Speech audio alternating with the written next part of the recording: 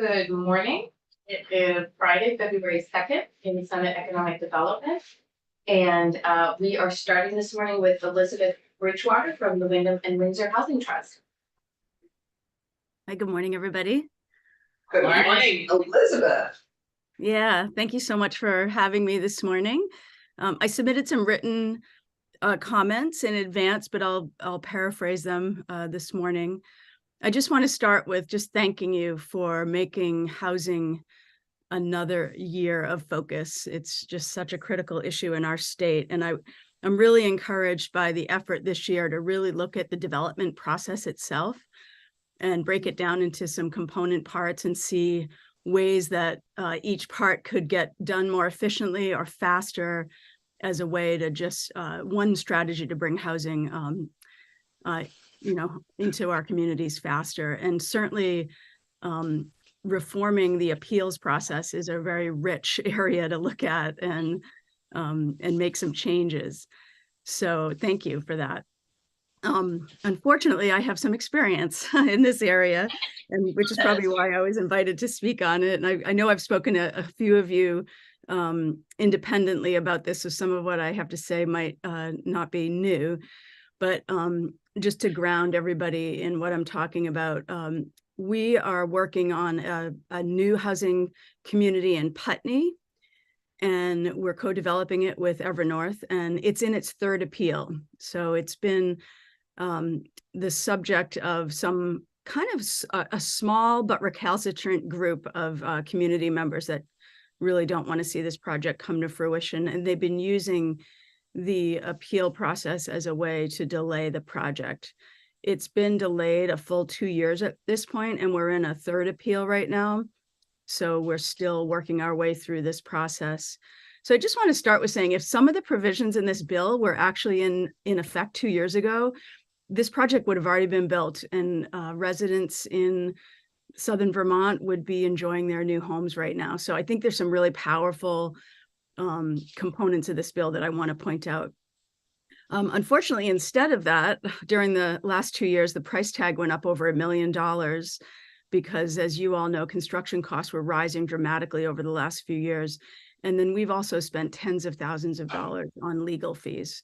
So this is just such a topic that I'm really passionate about. I want to contrast, and I'll use Putney a lot as an example because it's just it's a real life example right now, and it's obviously the one I know the most. But I just want to point out that the sole appellant in that case spent $295. And that was the price of the filing fee.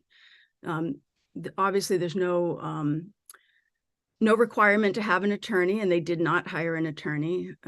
What they did is presented 70 questions. I'd say about 75% of them had nothing to do with the zoning regulations. They were sort of grievances against people in town and, a variety of different things that just didn't have anything to do with zoning requirements. But because they were listed on the page, we were required as part of the process to respond to all of them as if they were legitimate. And that's partly why that first appeal took a full year. It just took us months of back and forth to actually whittle it down to the essential issue that they were appealing. And so when I think of the menu of strategies that are listed in this bill, pardon me? I just want to ask exactly who was overseeing that process, and why the requirement to answer all of these questions? Were there some that you were able to say, this is not part of the process? It's frivolous, it's redundant, it's been asked elsewhere. Who were you in? Yeah, that's exactly what happened. So everything that was on the page. So the way the process works is the appellant files a notice to appeal, where they basically just say, I'm going to appeal this permit. To the district commission? Or no, to the environmental court. So okay, so that was straight to the e-court. This is after we've gone through municipal and district. So once it got, so she's the one who got it, her complaint in the e-court. Yeah, it didn't go to district court. It went, the appeals go straight to environmental court. From municipal.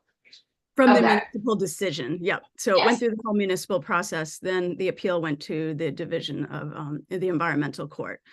Okay. And the way the process works is that you have to get to a point where there's what's called a statement of undisputed facts that you all agree on. And that's the basis by which the court either makes a summary judgment decision or decides we're going to take this to trial. And in our case, it was dismissed in summary judgment because after it all got whittled down, the question at hand was a question of law as opposed to a matter of opinion where different experts had to be brought in and they could all kind of argue whose expert was more informed than the other. And we avoided that, but it still took a long time because the statement of questions that she initially submitted, which is part of the process, it's baked into the process that you have to do this, was like a spaghetti against the wall approach. I'm just going to throw out every grievance that I have. And so we had to start from there to whittle it down to basically what was one issue. And that alone took months and months and months because she didn't want to go to mediation. She didn't want to work with our attorney. There were requests for delays and extensions. And it was clearly, using the process to slow things down as opposed to actually addressing a legitimate zoning issue. So, Just a quick question, Elizabeth, excuse me, this is Wendy. Yeah. What was the name of that document that everyone agrees to, please, just so I have that? statement of undisputed facts. Thank you. Thank you, this is very helpful. Yeah. Yeah, you're welcome. We do have So- about 5 more minutes.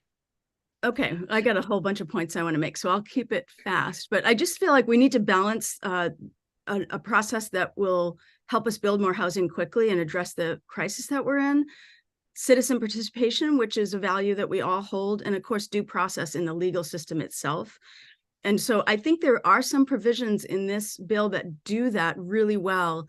And then there are some that I have some questions about. So I just want to point out that in Putney, for example, this parcel of land and this project was the subject of a public process that went on for 20 years.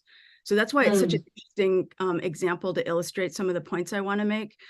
It started with the Wyndham Regional Commission providing a grant to the town to hire a consultant to do a public process around all different kinds of zoning areas in Putney. And this parcel of land was called out as an excellent location for housing as part of that process. There were architectural renderings and ideas and visioning, and we were looking at all that when we were creating our site plan too. It's also been in several town plans as an excellent location for housing. And so, of course, that has a public process.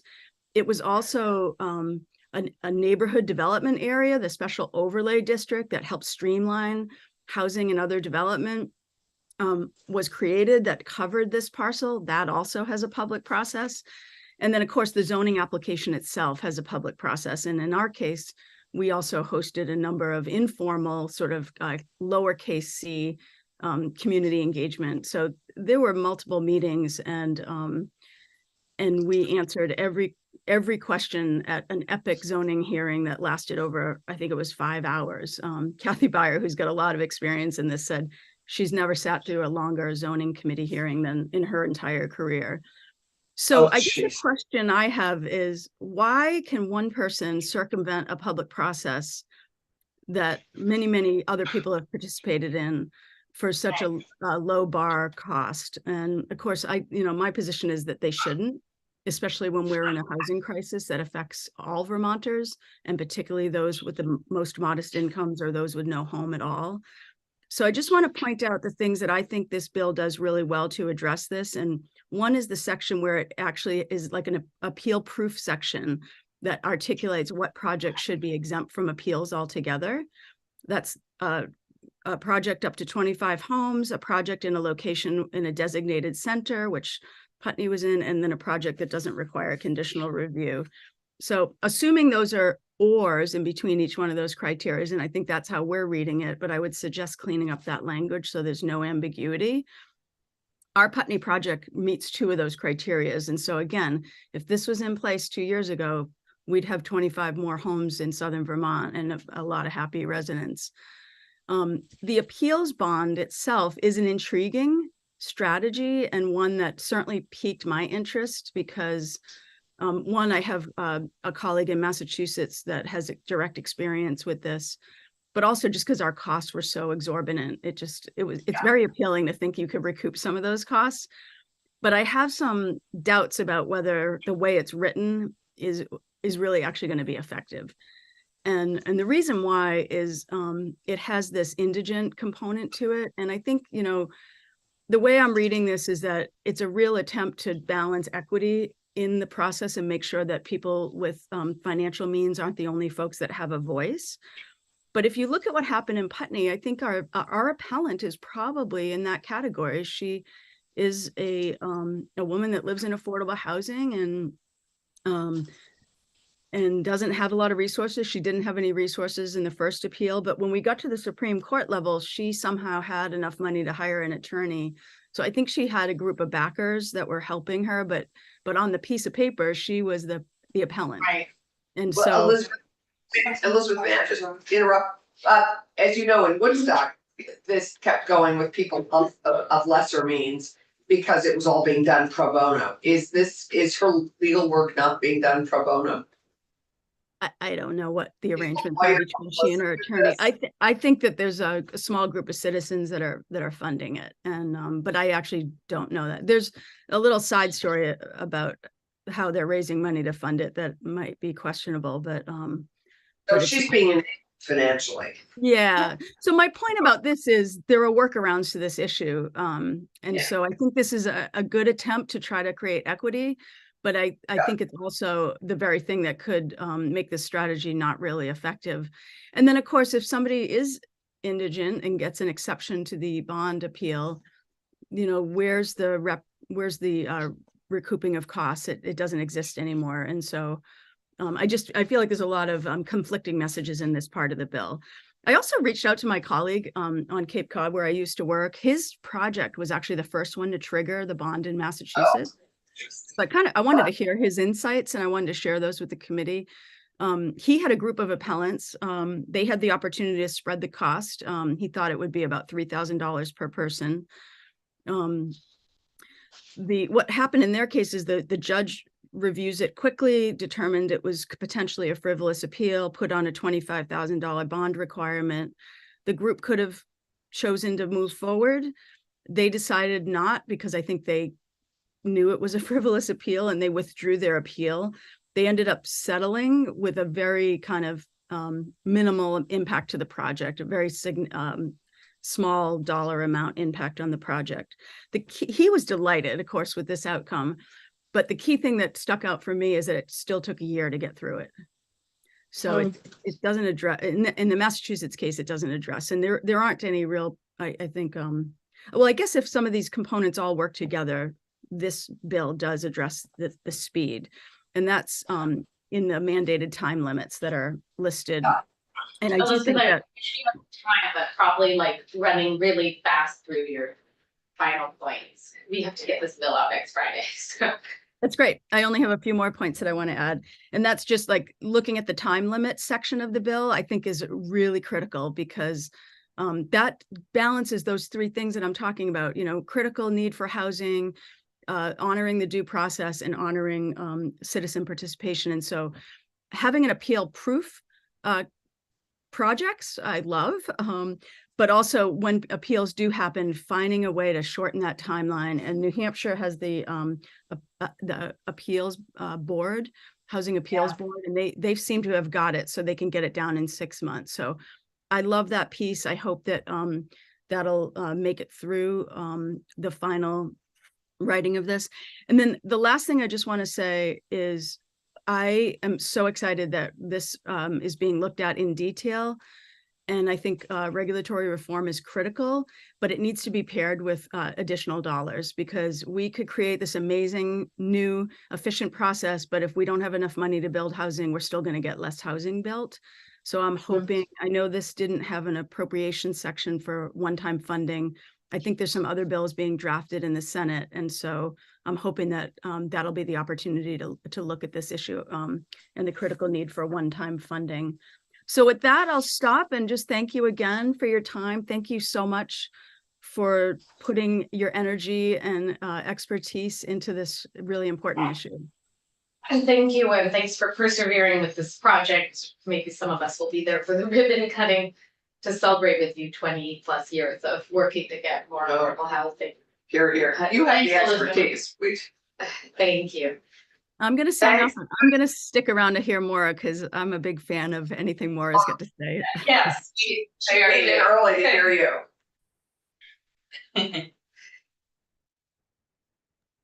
Shall I jump in? Yes, thanks, Maura. Okay. Thank you. I'm Maura Collins. I'm with the Vermont Housing Finance Agency.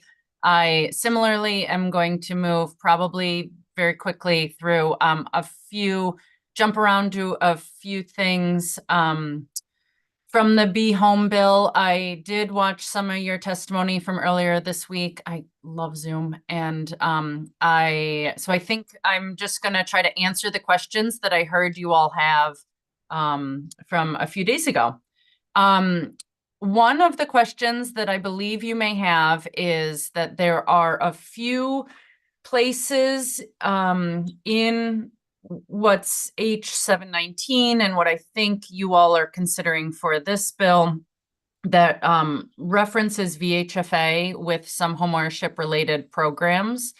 The first is a housing infrastructure revolving loan fund that VHFA was written in to administer. The other one is an affordable home development program. The housing infrastructure revolving loan fund would be loans to developers and municipalities for infrastructure. It looks like it's capped at a 1.5% interest rate. And in H719, it calls for $8 million to seed fund this program, although it was not included in the governor's budget. On page 50.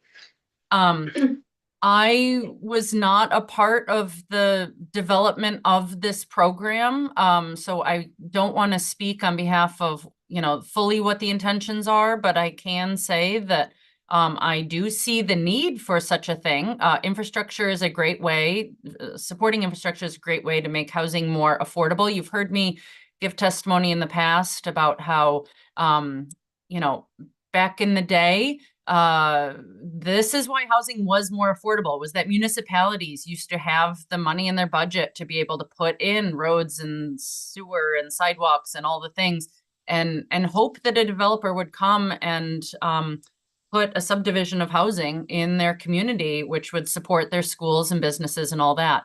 Times have changed, and now the cost of the infrastructure is put onto the developer, which means that it goes into the rental or purchase prices. So I do not want to be on the record as not saying that there's not a need for this. Let me put that more positively. There is a need for a program like this. At the same time, this has not been a program that VHFA has come up with or developed. And right now, I would have a hard time staffing and supporting a brand new program when we have a bunch of other new programs in development. And so I would need to hear a lot more from the authors of this about what role we'd play. And because I have some worries that this might be a bit duplicative with what the Vermont Bond Bank does. And the public instrumentalities, VITA, the Bond Bank, VHFA, the legislature created all of us at the same time because you wanted us to focus on the areas where we were experts. And infrastructure lending is not what VHFA historically has done. It's more the Bond Bank does that. The second program is a bit of a head scratcher because it looks like it's just changing the name of a program that we have. And that is great and fine. You did notice that what this was trying to do by turning it a bit more into a revolving loan fund and allowing us to recapture some payment is similar to some language that VHFA had proposed. So right now, I think you have both bits of language in your bill. And Where's that? Sorry, where are you, Laura? She's on page 52, 53. Yeah, because 54, actually, section 44 is still part of that, infrastructure thing. Right, but the next section. Section Well, 47 is this The middle- language that The affordable development, Yeah. which is the middle, the She might be- AKA missing Yeah, middle. but what, yeah, we won't do section numbers because Well, that's easy for us to find. For us, it's at the top of page 52. yeah. Top of page 52, affordable, home development. so you have You know two- where the other section is that you're referring to? section 50 is where the language that VHFA had proposed. I'm sorry, I don't have the page numbers in front of me. No, that's okay. We'll make We it, but can it's not find gonna it. be section 50 for us. It's gonna be something similar.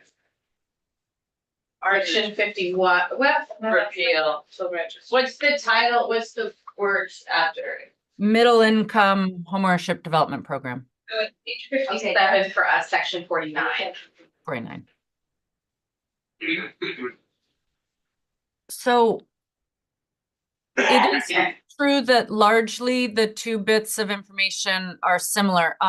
What either way you accomplish this, what is trying to happen is that VHFA has asked for an additional $25 million to reopen this homeownership development program. You've already Right. seen a slide like this before that's up on the screen that shows the great work that we did last year with the 24 million. And if we were lucky enough to receive a new appropriation, there are a couple changes we'd like to make to the program. And this is what you're likely seeing in that section 49, which is that we'd like to be able to recapture the affordability subsidy if the home sells in the future. And so we want to be able to use that money and recycle it to a future similar program. And Right. so that gets accomplished in the previous language you saw. And we just had two different ways of heading up the mountain in terms of allowing us to recapture some of that money. Laura, I noted from Zeke Davison that there's something off about how the gonna- calculation. I'm going to get to that in just a second. Yeah.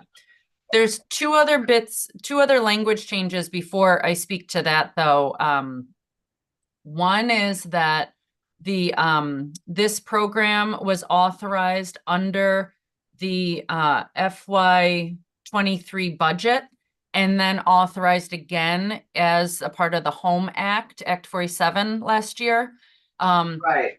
That's kind of fine, but it's also kind of confusing if you're a stickler where we have two different authorizations to run the same program. And so we were suggesting that one of them gets struck so that in the future, some lawyer doesn't wonder, which set of rules we're following. They are in alignment with each other though. We are So- operating the program,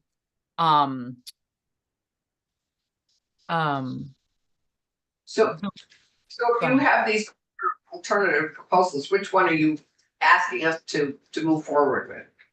the section 49 was VHFA's language because the section 47 doesn't include this repeal, nor does it include this question, which came up. Senator Harrison was asking about this. You all noticed that we were asking to cross out and eliminate this language at the bottom, which is about how we're going to use our best efforts to ensure geographic distribution, targeting those most in need and equitable allocation. And I think rightfully your committee started saying like, well, why would VHFA cross that out? That sounds like the kind of work VHFA would naturally do. And the only reason we're suggesting to cross it out is not because we don't think we should be held to that standard.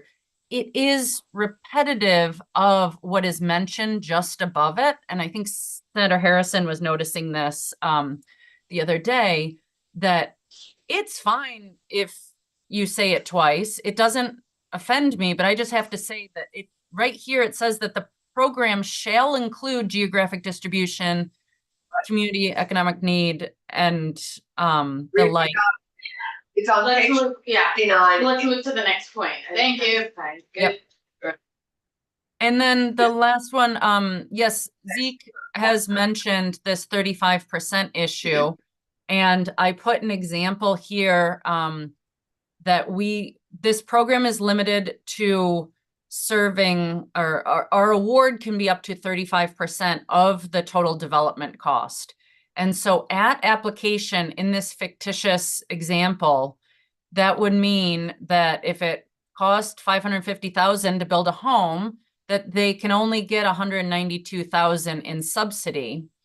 If a lot of that is covered by the value gap, then it's possible that the affordability subsidy will not be enough to meet the affordability goal of serving the households. And so I don't have specific lawyer language here, but I'd be happy to work with John on Okay. a solution that would say that we would at application still stick with a 35% target, but that through the development process, if interest rates changed in some way, and we needed to adjust, that we had the authority to either adjust the AMI served a bit or award more money if there were money available. Okay, does anyone have a problem with seeing that language added in No, the draft No. this week? Just some sort of reporting of it would be good.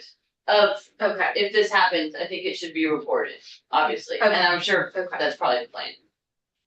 okay, great.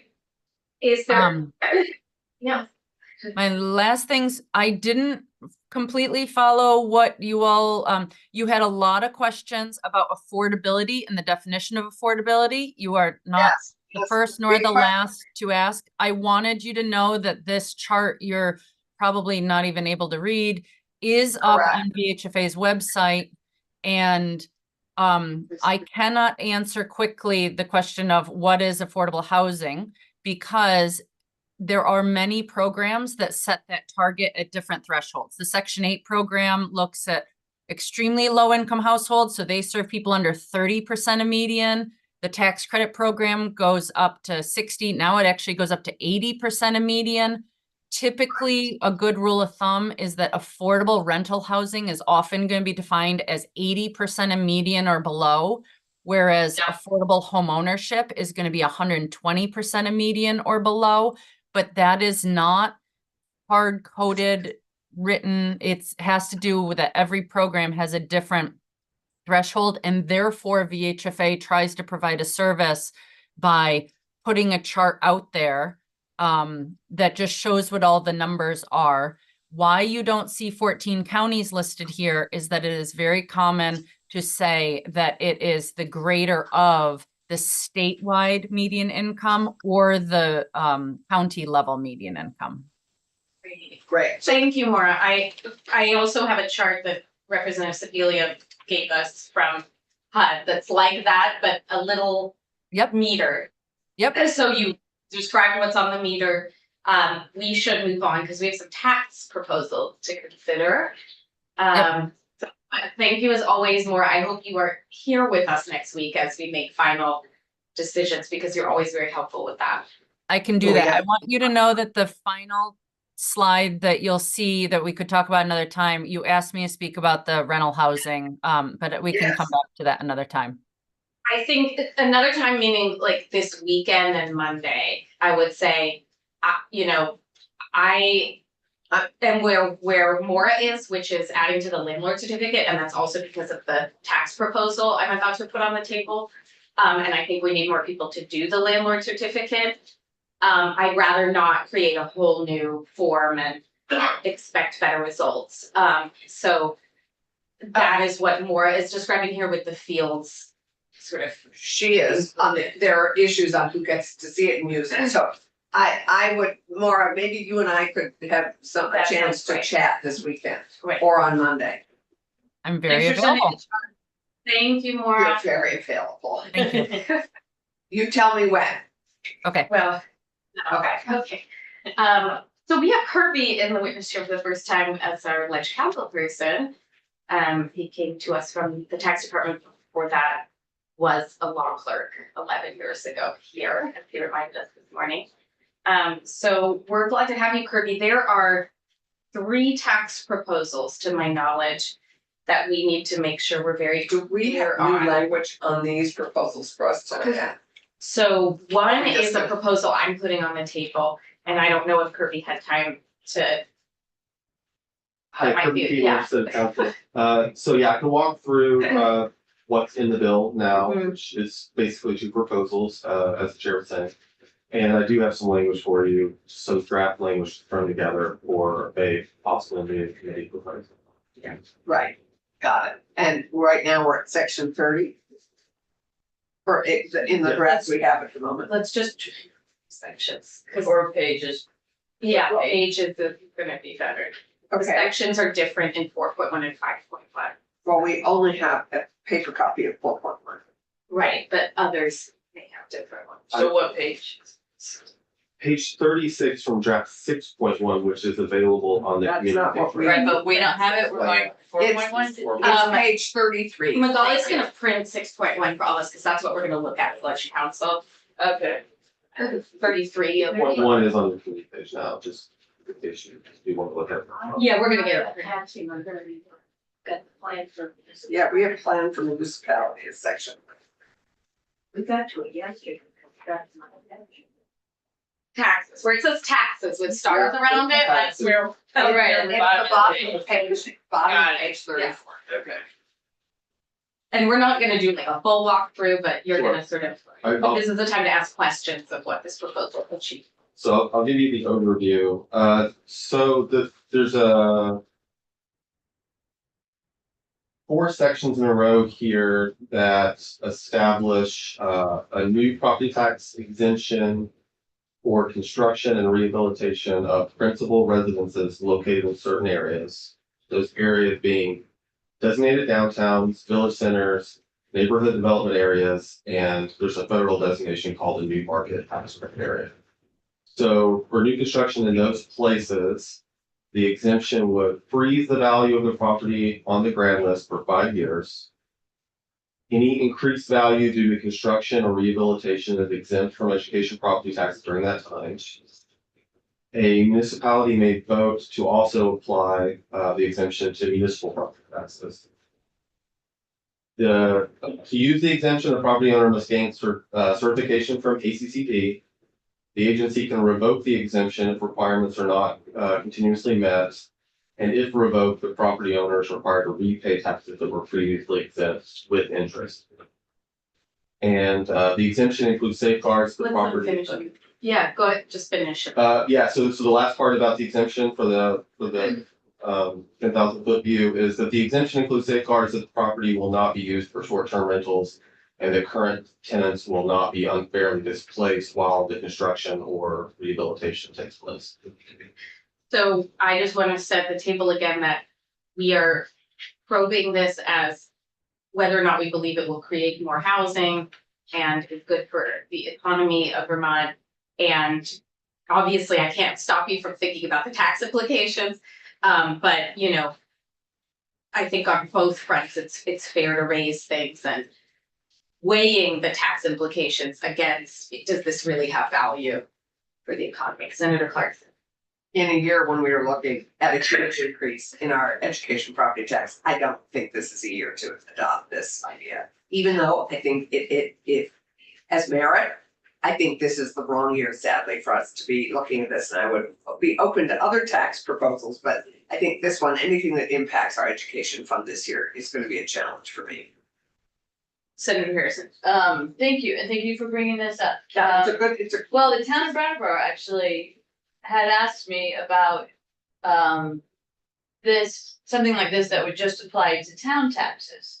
So they would, intentionally, and decide. Do anything. That's what I thought, the town. town can already do that. Well, that was my question earlier, and I was told they can't, so. No, I think I said that just doesn't involve They- us. They can Right. take away, but they can't add, so they can't add local They option can do tax. tax stabilization and say you're exempt from city taxes. But the law says if you exempt the, building from state school taxes, then you, the municipality is on the hook to pay those. That's what we just put off in 160 is all the houses that were abated because they were underwater don't have to pay the school tax to the state. But the town can take them on. I had heard from someone that there are restrictions on what you can abate as a town. So I would just like to double You check can't that, abate it. because doing it for this purpose for Uh-huh. housing development, I don't know if that's clearly something that the towns can do. Okay. I think that's it would- all. I think it would be cleaner. We're using the ed fund to finance housing. It would be cleaner to just take X million of dollars out of the ed fund and dedicate it to housing or X% of the sales tax. That would just be more obvious, but that's essentially what we're doing. That's what we're doing, Okay. the tax expenditure for the. Oh, no, I Which is understand, not- but I was just asking. Yeah, yeah. Do Okay. you want to continue to explore enabling language for municipalities, and does everyone have a Yes, problem and with I that? think somebody I can think do that's Okay. fine. So that's on the table. Okay. Everyone seems okay with Okay. that. You know, I'm willing to entertain that property has to start at like very, very low value and like a but-for test or less years. But I'd like to hear from everybody, maybe like yes or no or something in between. I would like, and I've asked Joan Golson when she was here last time, some study that says the fact that your property values increase when you improve them keeps not people, but developers Right. from improving properties. And So short of that, Yeah. you're a no. yeah, I mean, Okay. Allison. I don't know. I mean, I'm a yes on the municipal Okay, exploration. yes, I mean, it's- Yeah. Yeah, I mean, I think any municipality could do whatever it wants to incent development in that regard, in a tax incentive. I think that's an interesting idea, but then, that's on them. And that they have to choose to spread that cost to their. Right, and they have to do it fairly, so the fairly part is where the legal. Right. we did But I'm a no on the ed fund. tax abatement on Hilliard, this was before bankruptcy. But the way we structured it, we were forgiving city taxes, not the school taxes. And municipalities can continue to do that. So, And I would Yeah. incorporate your idea of lower value homes to the municipal. I don't think we want to be incenting incredibly expensive homes to have their values frozen Right. for 5 years on So any the, tax. so the state would have a role And in deciding the overall parameters of the. it could also just be system. multifamily house. Or multifamily, yeah, They could, whichever. yeah, Randy, is that where you? Municipalities ought to be able to do whatever they want to do. Sure. Provided they gain the benefits or suffer the consequences of doing it. That's true. So less parameters. Less Looking at parameters and this. less restriction. I do Yeah. not believe that we should do anything that affects the education. Okay. Heard everyone loud and clear. We have 2 other proposals to consider. So this one is off the table except for municipal enabling language that Wendy's gonna work on with Kirby. Okay. Okay. Next proposal. The next proposal is section 35 in this version that I found. Just tell the title. It's It's probably the next. exemptions maybe. Is it the repeal? it's property transfer tax. So Section 35. It's version 6.1 anyway. Section 35 on page 43. that's repealing new construction or rehabilitation. Is that it? It's Oh, I think it's section 37 for us, so page 44. that's section Blighted. section Is 96 35 of also the- in- Yes. But that's continuing the last one. I think it's the transfer of blighted. That's correct. Yes. It's page 44, middle of the page. Okay.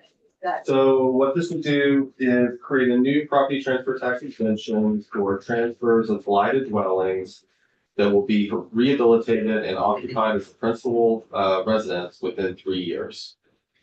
So in this case, the transferee would certify that the property would be rehabilitated, and there are definitions for what blighted and rehabilitation mean. I'm sure the blighted is the federal. Senator Cummings, we'll just go around the table and give it to you last. Starting with me. Yes, Okay. yeah, We've got the VHIP. yes, VHIP. right. Well, VHIP is also the acronym for the College Savings Fund, so I think they've got different mixes of letters. I keep hearing that that is a highly successful program. I don't mind it, and part of it with the property transfer tax goes to housing. Mm-hmm. So, Huge. Yeah. but I would like, before we do this, I would like to hear from the people in VHIP that Yeah. that's a block or an issue. Okay, we have Sean or somebody Okay. doing VHIP next That week. I just like. Do you wanna leave this in until we hear Yeah, about VHIP? Yeah, I just, Okay, I just wanted to make sure there's a problem that we're solving and that we're not okay, actually. right, and so people around the proverbial room have the opportunity to weigh in with us on how this is a problem. And we'll hear about VHIP and how successful that is, and you're right, I mean, 50% of the property transfer tax goes to VHCB, statutorily at least. And so we use the property transfer tax to fund housing And program. I think we also used it to pay off $30 million housing loan. We did. Correct. It raised, Right. I don't think it's been funded, so it's probably not. Oh my God. So you're in favor of keeping it and hearing more. Yeah, I just, Senator Clarkson. I am not in favor of giving even more. Our VHIP program is robust. I do not think we can keep. This is yet another huge benefit. I'm all for bringing blighted, non-code compliant and vacant properties back online. But we're already giving them $50,000 in the match. We are already, the administration has proposed taking that up to $70,000, and they're talking about this tax exemption. I'm sorry. That's a huge, that's supporting VHIP above and beyond. I think that we should keep it as forgivable loans and grants, or forgivable loans. The administration is proposing getting rid of the grants. And I would not support further, it's already robust. It's not like we have to encourage people any more than they are to build ADUs and renovate their property. Right. They are on it. So this is like an added benefit Yeah. that I just think is unnecessary and with a robust program. Do we have a cost estimate on this one? It's okay if we don't. Yeah. Blighted properties? That's the Yeah, big for question exempting is, blighted what's the properties. JFO fiscal note on this? For the records I've run at fiscal office, we're in consensus with the administration on this one. Okay. They estimated $400,000, and we looked at the numbers and it made sense to us. You're in consensus about Okay. the cost of it, About the not cost, the yes. value of it. Yes, the cost. Thank you. Is, Wait. The cost to administer this exemption or What it costs. what it would cost us per year? Yes, in 400,000. lost property transfer tax revenue. It's a tax expenditure. Oh, And 400,000. but the question is, if we take that money out that would normally go in, then we're gonna have to cut that amount of money somewhere Right. else. It's. But we're it's talking about a zero-sum 400,000, game. that's all. So if we take it out, we have to put it, I do have a proposal to put money back into the property transfer tax. So I'm willing, like Senator Cummings, to keep discussing this. I'm skeptical and I don't know about the years and, maybe it's if this is a full exemption from the property transfer tax, not like a half exemption or some Correct. incentive. I mean, the land still has value. the land has a lot of value. In some cases, they're just being torn down. Right, so I'm open to possibilities and hearing more before we take this out. Senator Brock? More discussion is fine. Right now I'm ambivalent. I'm not convinced. Yeah. Good word. Ambivalent. ambivalence, I'm concerned about just the cost to administer. And I don't like things that you might have to fix after the fact. I just think that's an inefficient way to do Yeah. things. Right. And I'd rather just be straightforward and because we have BHIP that's very straightforward. And it's fixing. I like fixing. And it's working. I like right, problems. yeah. Right. So it could, so I mean, I'll talk about anything, it could but, be, it but could be I will have a lot right. of questions on this. I mean, we could just say you pay half the property transfer tax for a blighted property, thinking they might be fixing it up, but not sort of Right, requiring something after. but then that. someo's gonna have to check back. Well, I'm Is it saying like maybe checking there's no back? check back. It's just you get some benefit for buying blighted property because we believe you probably didn't buy it to fix it up. I would give the benefit after it's fixed up, rather than I before. see. Yeah, I mean, I think, So you get a Free- rebate. yes. I mean, we have failed to completely fund the VHCV VHCV Mhm. forever. forever. If we take, and their money is coming out of the property Exactly. transfer tax, if we take money out of the property transfer tax, it reduces The amount we have for the us. amount we have for VHCB. The rest of it, I mean, we aren't funding it because the general fund and all the other needs are eating up more than they should. So I would, this sounds like we're gonna give it here and we're gonna take it from VA. Right. And So I'm not we're happy. willing to hear if a $400,000 tax expenditure here makes a world of difference that adds much more value. I think we're finding the money. I Just think trying we're to taking summarize. it out of one and giving it to another, and I'd rather leave it with Yeah. VHCB. Yeah. They're building houses. And the Yeah. check back is, it's just too much administration. Right, I would rather leave the money with VHCV and give money to VHIP. And let it be just a straightforward, they're already, if it's blighted, it's already costing not much. So I'm sorry, it's already, the property is already devalued significantly, I would not, I just don't think it needs further incentives. So more people are moving to no. You know, we If don't. I had to say now, I would say no. Okay, Yeah, me too. okay. So let's say it's out and when Sean comes in, people can We can, and we can talk about And, but I'm willing to talk about it. You want to talk about it? No, I don't want to, but I'm willing to. I think the consensus. We don't have a lot of time next week, but okay, we're leaving it in, but it's out next week if we're not. If Sean does not convince us. that Or this- Sean, or somebody. But Alas, poor I Sean. will let people know that would have to mostly happen outside of committee time. I'm not telling the committee that, I'm but if people happy to wanna. take that on, as the water carrier for VHIP, Okay. I am happy to take that over Great. Sean. Yay, we are doing great. We have 10 more minutes to discuss. Let me just ask a question. Yeah. I've got this new version, 6.1 in front of me. Why does it go from section 36 to section 39? We, Good question. oh, we have the new draft minutes. More to that. Oh, Lord. And if you look at page 47 of the new draft, it starts out with section 36 and then goes to section 39. Yeah. I haven't been the primary drafter. Yeah. There's 3 attorneys working on it. Right. It's a working draft. Yeah, That stuff obviously will be cleaned up. I am not Two worried sections or about As that. far as I understand, I'm not sure that this is even gone to editing because there's been a lot. of yeah, changes. it hasn't been editing and Okay. we have to be very patient with everyone. We just have to make sure that 2 sections aren't the same. You're right. Which isn't It's numerical good to error. point it out in a friendly fashion. We have a whole week to fix it. Yeah, but you're right. I mean, I think they like the friendly Think- reminders, but think- Ellen, I unfortunately. think Ellen would totally agree with you that she'd love the chance to live. Yeah. Ellen- But Ellen- it's our fault Right. that it is the way it is to viewers at home. It's our fault. Because we're asking for a lot of drafts in there. There's no fault, it's an evolution, it's how bills develop. Well, I just don't want people to. I admire anyone that can keep any track of what we're doing. Yeah. At the master. Let's go to the proposal that we talked about this morning. Okay. Going to have to go back to the committee. While you're doing that, I'll just say to folks, generally why I'm putting this on the table. We are hearing that we're taking Act 250 fees away from the NRB while we're asking them to do more.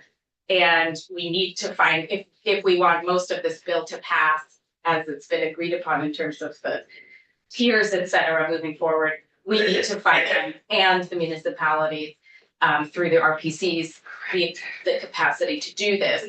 So I would be, and I don't know if Kirby wrote this in, but I'm proposing a doubling of the property transfer tax for properties that would not be used as a primary residence. Commercial included or just seasonal residents? Residential, non-primary. Residential. So they would, Non-homestead. yes, non-homestead and non-landlord certificate. Cause I want people to start filling out their landlord certificate. And so that, So, because apartment buildings are commercial, right, but for the, so because I hope we address that in the property tax. But what I'm saying is in the property transfer tax, since it's one time, it's a little bit easier for that person to be able to produce information that they are renting it out as a residential rental. Which kind of came up with the tax proposal on the tax relief for blighted property.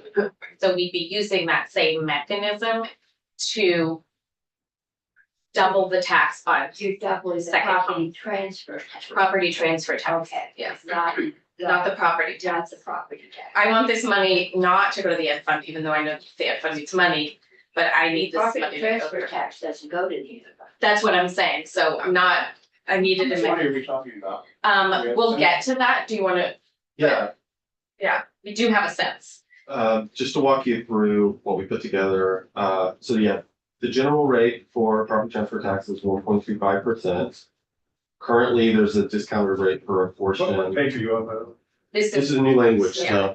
so, it's in the, Is it in draft 6.1? it's No. not in the draft, this is I- just some. I didn't want to potential assume language to put it in any new It draft. is on our website. On the website under my name, We'll print some copies. okay. So there's some background info here Yeah, about what the that's helpful. current rate is. 1.25. Is the, yep, that's the general rate, then there's a discounted rate for principal residences. For a portion of it, and then this new part would be a special rate for. Transfer of residential property that will not be used as a principal residence of the transferee. And for which the transferee will not be required to provide a landlord certificate. So, and then that new rate would be 2.5% of the value of the property transfer. So the scenario which this would apply would be. The purchase of residential property, it's not going to be used as principal residence or a homestead, and that also will not be rented out. This language does not define residential property. So if this were to become law as it is, that would be up to the Department of Taxes to determine what that means. My presumption would be that it would be based off of grand list classifications. There could be some complications with that because listers are typically the ones making the decisions about the classification of a property. So I think that there's some folks in the room that could speak to it. Mhm. But otherwise, we do have a definition of principal residence. We know what that means. We understand of who is required to issue. It's your principal residence for taxes. You have a homestead tax, no homestead declaration. Under the property transfer tax, the definition that's used is based off of the land gain tax. Mhm. So the definition for principal residence is principal dwelling of a person whose domicile is in the state of Vermont. Just as a question, take a circumstance. An individual buys a new residential property. The intent that individual has is to move into that property after it's been renovated, and yet he or she also has another property they're currently occupying as principal residence. How is that dealt with? Is it the intent for the future, or how do you deal with that? It is the intent for the future because the taxes paid at, the time of the transfer. So there is a lot of intent built into it, and it may turn out that even though intentions are good, the transferee may end up using the property for a different reason. that's true for some of the ways that the property transfer tax operates now. And then after, you go through that 1 month period while the old property's got rid of it, and for one reason you can't get rid of it, and you change your mind, what happens then? In reality, I think sometimes nothing. Sometimes though, the department could possibly look into it and change someone's return and maybe a refund or a additional tax owed. Obviously, I'm not the best Understood. person to answer that. Yeah, maybe Abby could. Or We don't have time to put anybody else in the witness chair, but we can do that next week. We can hear from them. And And the grant house isn't it drew that up below on it. 200,000? There's a lower rate on the first 200,000. Right. So if Yes. you find something and fix it up. Because 200,000 used to be not as tall. Fixer up. I don't now know it's a that- tent. Yeah, I mean, maybe a garage, but, and we probably should look at that because that exemption, you can't buy anything under 300,000. Yeah. So the language I have pulled up now is what you're referring to. Yeah. The lower rate for principal residence. The first 100,000. And I know Michael Sorokin and I fought that battle on the floor. But, so I'm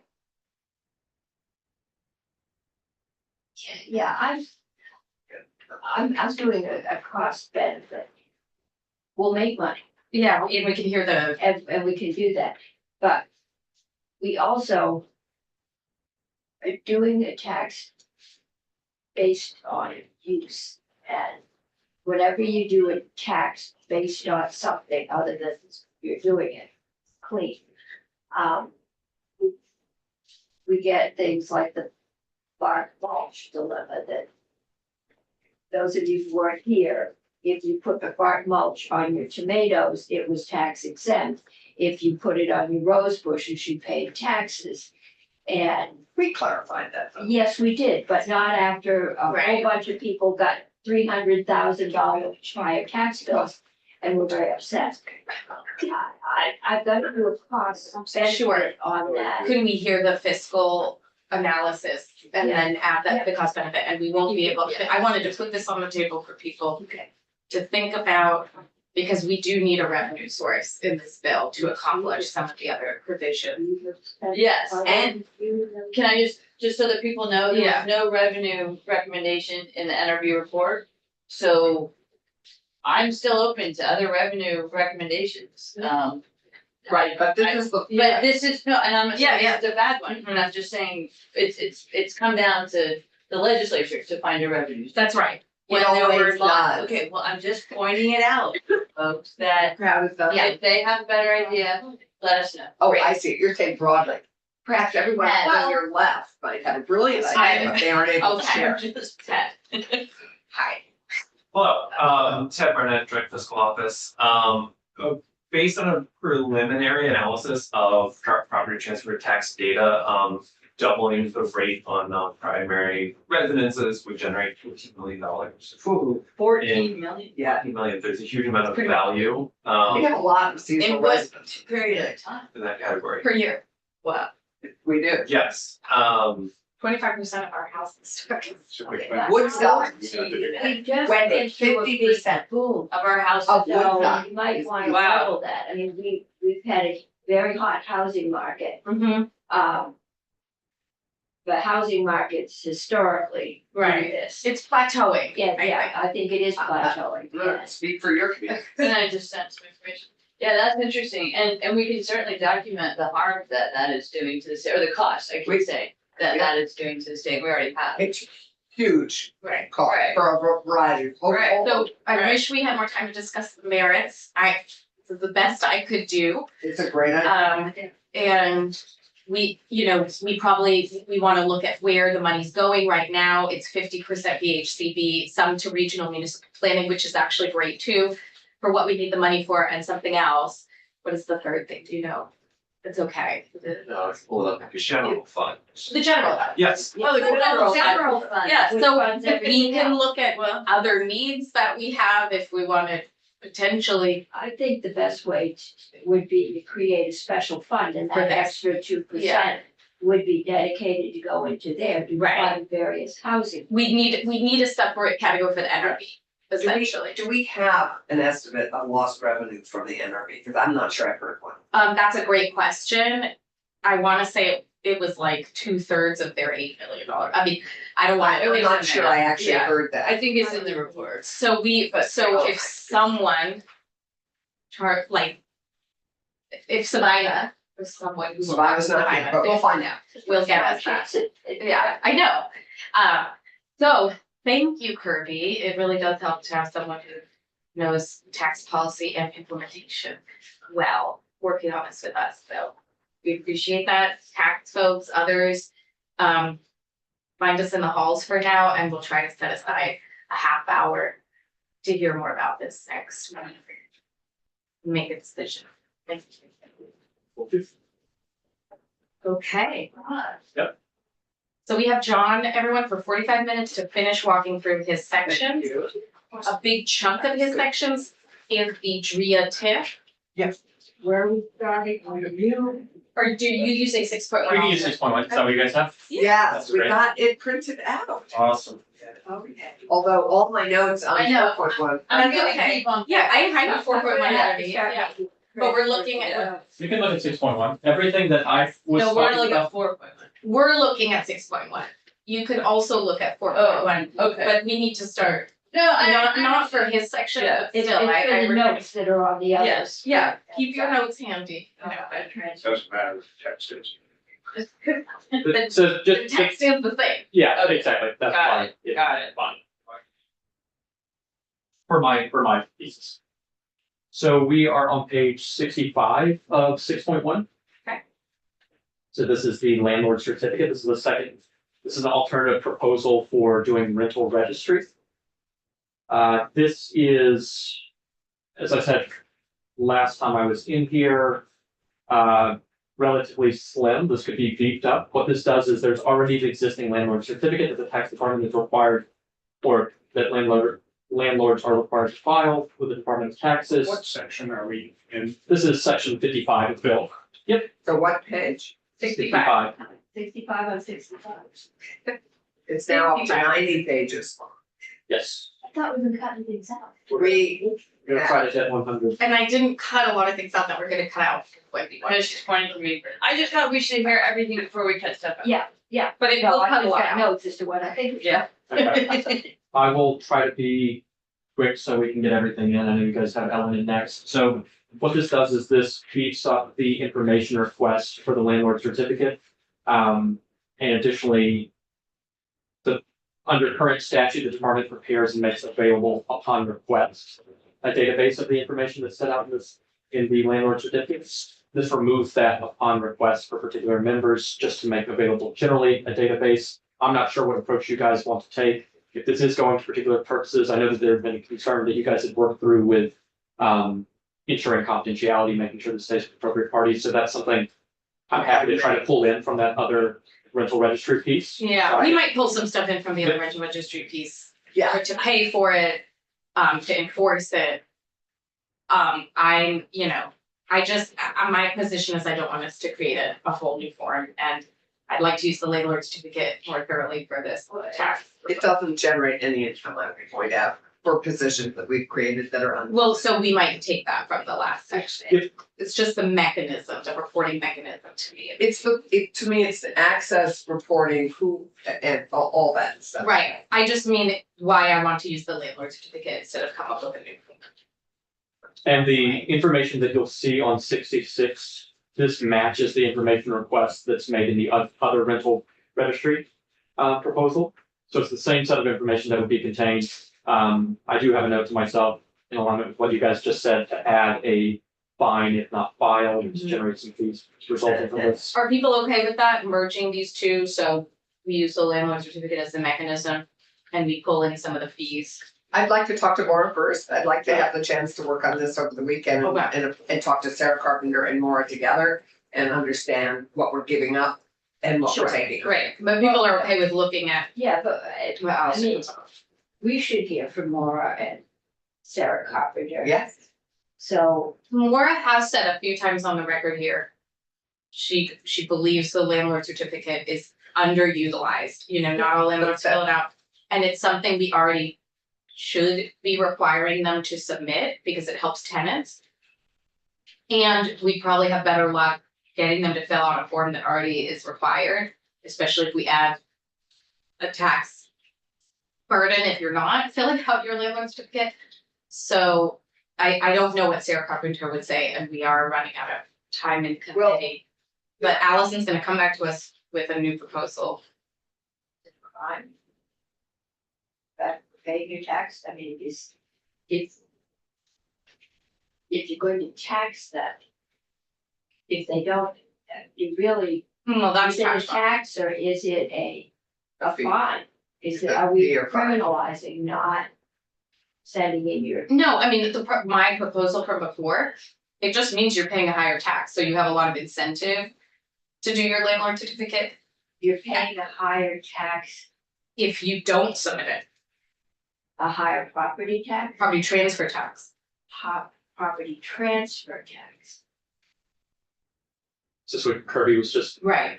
Okay, It's an incentive to. I'm just not, I suppose that would only capture new development because everything, Yes. all the existing housing is already. Do you want, should we look more closely at the fees and fines that are in Allison's? it's not mine, Proposal it's the for the- rental registry that's. the rental registry This proposal. committee redone. So that has $150 late registration fee. So $35 annual fee per unit. Mm-hmm. This is on page 63 if you're just looking for that. If you're talking about the landlord certificate is produced annually. You may transfer the property 6 years from now. Right. So if you're dependent on that as a control mechanism, I'm not saying I'm it's dependent. not.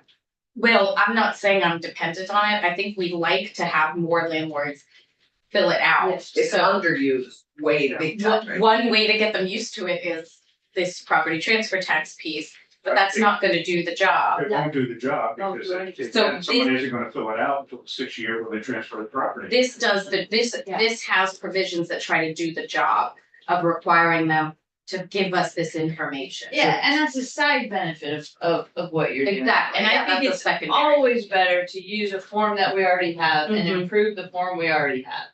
This is a form that nobody uses. Well, they Yeah, should. But they should be. Yeah. but we took rent and Certificate. rebate It's just- I'm looking at off it, of it's that. You used to be, you couldn't get your rent and rebate until the landlord filled out the certificate. The landlord didn't fill out the certificate. It's So been a when we problem. did the new rent and rebate, Yeah. we took that out. Right, Okay. that's fair, but the question is, how else will we know where rental properties are We, for the future? Well, I think what you're running into is a lot of Vermonters don't want you to know, including a former senator who didn't want it. That's why people do not want the rental registry. actually, they do. It's a mixed bag. I don't agree. We passed it. It was passed to us. We have passed this.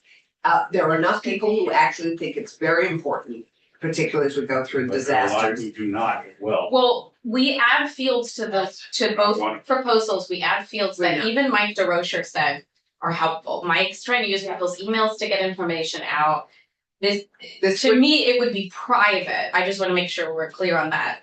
I don't know if the committee's in disagreement on, this would remain private and we'd be. It's not private, it's publicly held by the taxpayer. That's public, but But their information. we work Can with we- Brad. No, everything in the tax department is confidential. Yeah. We can't get. We Well, identify. But that's the problem. So we work Yes, with Randy. We worked on this piece that bothered him about who could access the rental registry, and we limited it to governmental agencies so that in an emergency, it would be accessible. And for other housing authorities and planners, for people doing Okay. governmental planning and disaster work, it would be available. I don't oppose it. They got it through in Barry, that would be a really hard place to get it through, and it did work in the flood. Yeah. But I wouldn't be spending any money here. We know landlords don't fill out the certificates, we moved away from that. For whatever reason, And so if we're going to try and make them fill out, the property transfer tax is not gonna help anybody that's already owned the property. Sure. It's not, so that's not gonna do it. It's just another way to use it. Right. that Benefits the landlord. If we're going to, you know, say you're gonna be fined or something, we're going to have an enforcement mechanism. Right. What happens, like the landlord is on a court order and he just says, make me. So, yeah, You're gonna have, and that's gonna be either court or it gets into, so that That's it. previous section has fines and it has the enabling language to create a position right, and enforcement, so. And then though, you've had that discussion, if you need it in the first place, the value of having the registry and all, that's where you get into that argument we've had before. Well, But is there a real value in having it in the first place, Sick. or is it something that is, again, another bureaucratic and onerous thing that has little or no long-term So value? we have precious time with John and we do have people coming in next week. 6 to towns talk have about it. robust It's rental. its value. Those 6 big towns. John is not gonna tell us if value or not. He's walking us through the language. Does anyone else have Something doesn't mean questions about the language of the rental register? So the two pieces I'm understanding definitively to add at this point to this proposal are the penalties, fines from the other proposal and the confidentiality measures that you guys pulled together. And an enabling position. Okay. Like pretty much all the second part of it. All right. But Allison will work with you on it. Yeah, and we're gonna hear, I think, from some of these. Right, but we still need to work on this. But those are baseline things that Yeah. it sounds like would have to happen no Well, matter. we have to have an enforcement mechanism, so. So Allison, can you copy and write to John on Monday? John, yes, we could even have a little meeting, the 4 of us, or you, instead of That sounds good. your That's quiet it, 'cause you're Mondays. allowed to say. Okay, I'll put my lab says. Should we jump to section 56? Yes, does everyone understand words on the page of the landlord's certificate proposals or the rental registry? We're getting there. So section 56. Great. So this is short-term rental safety regulation, just to set up the current context. STRs are currently subject to the general requirements under food and lodging establishment regulations, but under section 4303, the Commissioner of Health doesn't have the authority under existing law to adopt rules to establish minimum standards. So that's what this section does. Is it adds in STRs as a unit for which the Commissioner can adopt rules. If you look at the top The of Commissioner of the Department of Health. yes, Can you remind us the definition of short-term? this is short, yes, furnished house, condo, or other dwelling unit, or self-contained dwelling unit rented to transit, traveling, or vacationing public for a period of fewer than 30 consecutive days and for more than 14 days per calendar year. I think, I don't know if we can enforce it. But I was selling a house, it was a short-term rental, there was a family with 2 young, one pretty much an infant in. And it failed the water test. So, I think if you come up here from the city, you never think about your well water. And, it was a family, no one got sick, but the possibility was there, and I've seen short-term rental pictures with the little basement window. Which I couldn't sell Yeah. because it's a fire safety, you Right. can't get Or out you could there. rent it as Yeah, regular but rental. as a short-term rental, unregulated, Right. they're out there. Yeah, and I'm surprised we haven't done this already. Thank you. We tried, We actually, Health and Welfare tried, I was. that's right, Oh, Health and Welfare did try. Okay. But we tried not to impose too much from above Uh-huh. on short-term rentals. When we first addressed this 5 or 6 years ago, when we enabled towns to create their own ordinances on this, now we're getting pushback from many towns, not all. Yeah. To do state regulation. Yes. This is a very light touch. This is actually leveling the playing field between other lodging establishments and short-term rentals, which are lodging establishments. I don't know why they done it, but we So don't I have don't to know go why into that, no, I totally agree. But This is, so I've this is stayed in the- places that are very unsafe. Right. Since we started this, they've become much more sophisticated. they have platforms, they now pay us the rooms and meals Right, tax. when they're not. But they are under nowhere near the, lighting and health, safety, and you've gotta have, fire escapes. Yeah. Those kinds of things that others were, and that was the appeal, you could go and you could sleep in someone's basement and move, college age people that's where it started, and now it's becoming. So do we have any questions for John? I just Yeah. want to point out that on enforcement, because of the rental registry work we did 3 years ago, we do have 4 new positions in the department, in the Division of Fire Safety that are complaint driven for all units. Okay. For all rental units, including short. We do need to get to Drea too if we have John for another 2 days on the. 25 minutes. It gotta be So posted. we should be focusing on language changes we want, clarification for John. And just to be clear on the issues that you guys touched on, you won't see the text here because it's not amended, but it does apply here. There would be the authority to adopt rules for suitable and adequate water supply, heating, lighting, ventilation, drainage, sewer disposal, plumbing, that sort of thing. But I'm not hearing anyone who wants this section removed by next draft. Support. Okay. So our next section on page 67, so starting in section 57, this is a set of flood risk disclosure requirements. I understand that this will be simplified, but the first section that we have here, section 57, regards required disclosure of flood information, flood risk for conveyance of real estate. So it would say that prior to or as part of a contract for that conveyance, the seller has to provide the following information. There's a set of different flood risks that are identified here. I think this is what's going to be cut down, but currently this would require if that property is located in a FEMA mapped flood hazard area, so that's the 100-year floodplain, or whether it is located in a fluvial erosion hazard area mapped by a municipality. That's a slightly stricter standard. As I understand it, it's the more common kind of flooding that occurs in Vermont. What is Additionally, the fluvial erosion hazard? I think that it relates to like landslides and the like. Landslide. Yeah.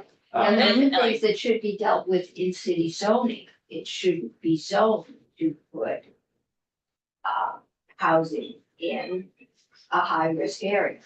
Correct, but some of them were causing surprises at this Well, time around that there were I don't very think, floods. yeah, well, I mean, they were, I think the one before was a total surprise. yeah, and then fun. And so I'm concerned that if you set up something and they don't disclose it's a fluvial area because they Right. didn't know it. That's why the I'm asking. line hasn't. I've asked for a big change Yep. based on Katie Van Becker Hayes' feedback to us. That That's a good idea. the standard language around the country is this property is required to carry flood insurance. That would be better. That's Yeah, the ball. I don't wanna get into Yeah, things you're like. good. And if you get any Yeah. kind of financing, if you get a mortgage, you have to have a floodplain designation. Exactly. They will not give you a mortgage in a floodplain unless you get all those required. Right. So unless you're buying and paying cash. Yeah, You won't get financing. if Right. you're in flood. as we heard from the federal delegation, it's just kind of standard, to make sure it's in your law that it's required, but I don't wanna go too far with too much. So that section will be cut down just to be carrying flood insurance, but to proceed to subsection B. What are the remedies or what happens if that information is disclosed? The failure of the seller to provide the buyer with the information is grounds for the buyer to terminate the contract prior to transfer of title or occupancy, which occurs earlier. A buyer who fails to receive the information may bring an action to recover from the seller the amount of buyer's damages and reasonable attorney's fees, and can seek punitive damages when the seller knowingly failed to provide the required information. However, a seller shall not be liable for damages under this section for any error, inaccuracy, or omission required to be disclosed to the buyer under subsection A, when the error was based on information provided by a public body or by another person with professional license or special knowledge who provided a written report that the seller reasonably believed. This may be cut down in connection with just the flood insurance coverage, but this is a section that's meant to ensure that sellers aren't held liable when they're relying in good faith on information that they received. I would like to have a real estate attorney look at that because that's adding. I know I've had 2 white sand lava eruptions in my backyard. drainage slip. Haven't had anything in 30 years, but we've had two. There's nothing that the town has in their zoning that says that's a fluvial Right, erosion right. area. Yeah. I think this protects the seller too, not that paragraph maybe, but this protects the seller in that a lot of people now are very animated and thinking, you experienced flooding from this storm, like you should be disclosing all of that. They can ask for that, but our flood maps are outdated. We don't know where the next storm is gonna But be. I'm up on the hill, we've had microbursts up there, Right. everybody's driveway floods, it comes in under my garage door and gets some water in my back basement. It's not a flood zone, Right. I mean, I Do you have a favorite real estate attorney we can send this section? would call the realtors, Oh, they, yeah, let's just. they have, Peter.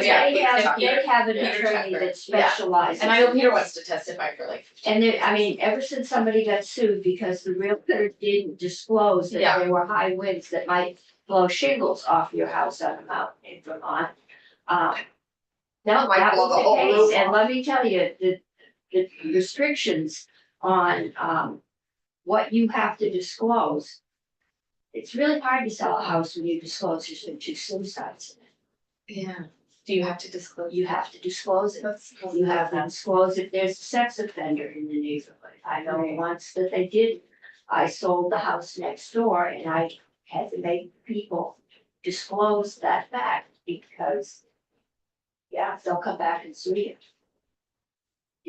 There's a lot of disclosures there and I just would like to get somebody who Yeah. deals in that to tell us we aren't setting up. Right. So So- we'll ask Peter to sit in the witness chair for 15 minutes next week. That would be Peter. But we'll send him the language so he can Run it send by it to his somebody else. attorney or Yeah, have it- but I know he wants to come in anyway, Yes. so he could give us the definitive Yeah. section. It's 6.1, section 57. And just to. Well, I guess it's gonna change a lot, so just tell him to come in on flood. Disclosure for conveyance of real property. Full Yeah. disclosure. Yeah, and he should know about it, actually, I mentioned it.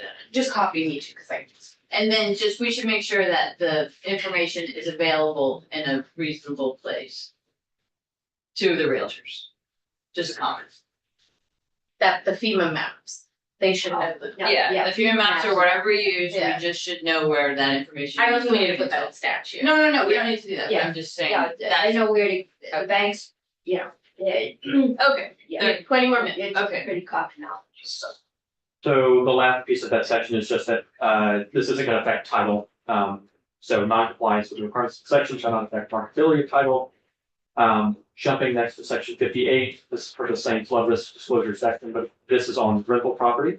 Right. So this is just to say that a landlord shall disclose in advance of entering a rental agreement, whether any portion of the premises is located in a mapped flood hazard area. We'll update that to be they're carrying flood insurance or required to carry flood insurance. We're gonna conform these sections in terms of flood risk to be disclosed.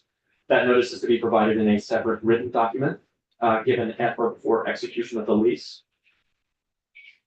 If you wanted to build out, this doesn't have, As renters. this is renters. Renters are more vulnerable. This is renters, and unlike the section that we just talked about, it doesn't have any built-in separate provisions for enforcement. It's just to say that they are required to do this. So Do if you people wanted- wanna keep the mapped flood hazard area for this section? Since that gives the tenant a tip off to like look at the flood area. Yes. Yeah. They have less information, they're like carrying flood insurance. Disclose if you are in A mapped flood. flood zone. Yeah. And they, I mean, there's 3 or 4 different categories that Mhm. can go out in the river. They're not getting as much information as Yeah, you are when they you're should buying a know house. that, Yeah, especially if they're on the first floor, that there is a risk of being flooded. right. Right. And in states in which there are both required disclosures for flood risks in both rental properties and in conveyance of real property, it's common to see more extensive disclosures, obviously for the buyers, much less for the renters. In this case, just for context, the mapped flood hazard area, that's a 100-year floodplain. That is what the insurance, NFIP insurance tracks. So it's not a real difference in terms of what the content would be. but it might be easier for someone just to know whether or not insurance is required. But it's not hard to find those maps here. I think you. Oh, there is. The backyards, front yards. Section 59. This is flood disclosure for mobile home parks. This is something that could again be simplified, just get down to that, whether insurance is required in those areas. But what this shows is that notice in mobile home lot leases, they're already required to be written. So this just adds to the set of requirements that occur in those leases, that notice be provided, the park is in a flood hazard area. And again, it's that 100-year floodplain, be provided in a clear and conspicuous manner in a separate written document attached as an addendum to the proposed lease, meaning that it could be enforced as a component of that lease. We jump to 71. This is just to set up the context for what mobile homes and mobile home parks are. You'll see what the definitions of that hazard area are and flood insurance rate map are. If we're cutting this back just to be holding flood insurance, these pieces can be deleted. So this could be cut down. That's what we would like to do here. So if that's what we're going to do, is cutting back to just if insurance is required and not In the house, in the home. So, only in that only. Yeah, not Okay. with mobile Okay. homes or. That's- and it's whether it's not whether the selling homeowner actually has the insurance, Mhm. because so many people don't carry it, but whether. It's whether it's required. Yeah. Yep. Can't afford it. Right. So that's always an interesting thing. It's required by a property owner to carry, and yet a property owner chooses often not to carry it. It's not choice, Question. it's like $30,000. I understand. And it's I understand. because there have been so many disasters. I completely agree, and remember, that's all on our, There's not much we can do about it in this committee. My finance is looking Yeah. at flood insurance issues. So we have DRIA tips, 2 other sections after that? There's a couple other, but they're real quick. Okay. So this is probably the main one to talk about. That's Yeah. gonna be We're on confusing. to- We're on page 71, section 61. yeah, no, I'm clear, I'm just- calling it DRIA. I guess so. I was calling It's them like disaster dreary. tips, but I don't have to say that. I just I've said say it, it's but me. It's disaster tips, or something, something came up better than DRIA. Disaster This I resiliency have not investment areas. It's You new. have, you heard it from Joan, if you were here Yeah. for Joan Goldstein's testimony. It's been a while. This is the same property tax, Well, this is a tip. in the tip, it's an expenditure from the ed fund. Yes, Okay. yes, it is. Which is, But it's the increment, I'm not gonna speak for Joe, but we can decide now if it moves forward. I know that, I knew there were at least 2 Right. expenditures. I will say, we're looking at this to see if it has value for economic development and housing. And To the ed fund. if a majority of people agree on that, it would go to finance for final review. So the disaster resiliency investment period shifts. This is structured much like other tips you may be familiar with. So it's a way of claiming the increase in that property value that's attributable to investment. But in this case, it is tied to particular purposes. So this is disaster resiliency. And run. Let's skip the definition. Yeah, I was gonna say, I don't think, Can I use I think it's, sorry. A question, an early question, tiny question, yeah. Is this for already impacted or potentially impacted? So, which are impacted. So if you look. Have been Happened. impacted. So if you look at the Got top of page 72, I think Okay, this is a definition worth getting. Mm-hmm. Disaster resiliency investment area means to develop parcel or combined parcels which are impacted by disasters or other disaster events, as well as the parcel or combined parcel needed to allow for replacement development. So it does have that condition are impacted. So that would So be. this is the north end of Barrow, all those houses we want. but it would Downtown include Johnson. houses in between that are not impacted. It could, that's right, if it's Yeah. needed for replacement development. It's an impactment area. Yes.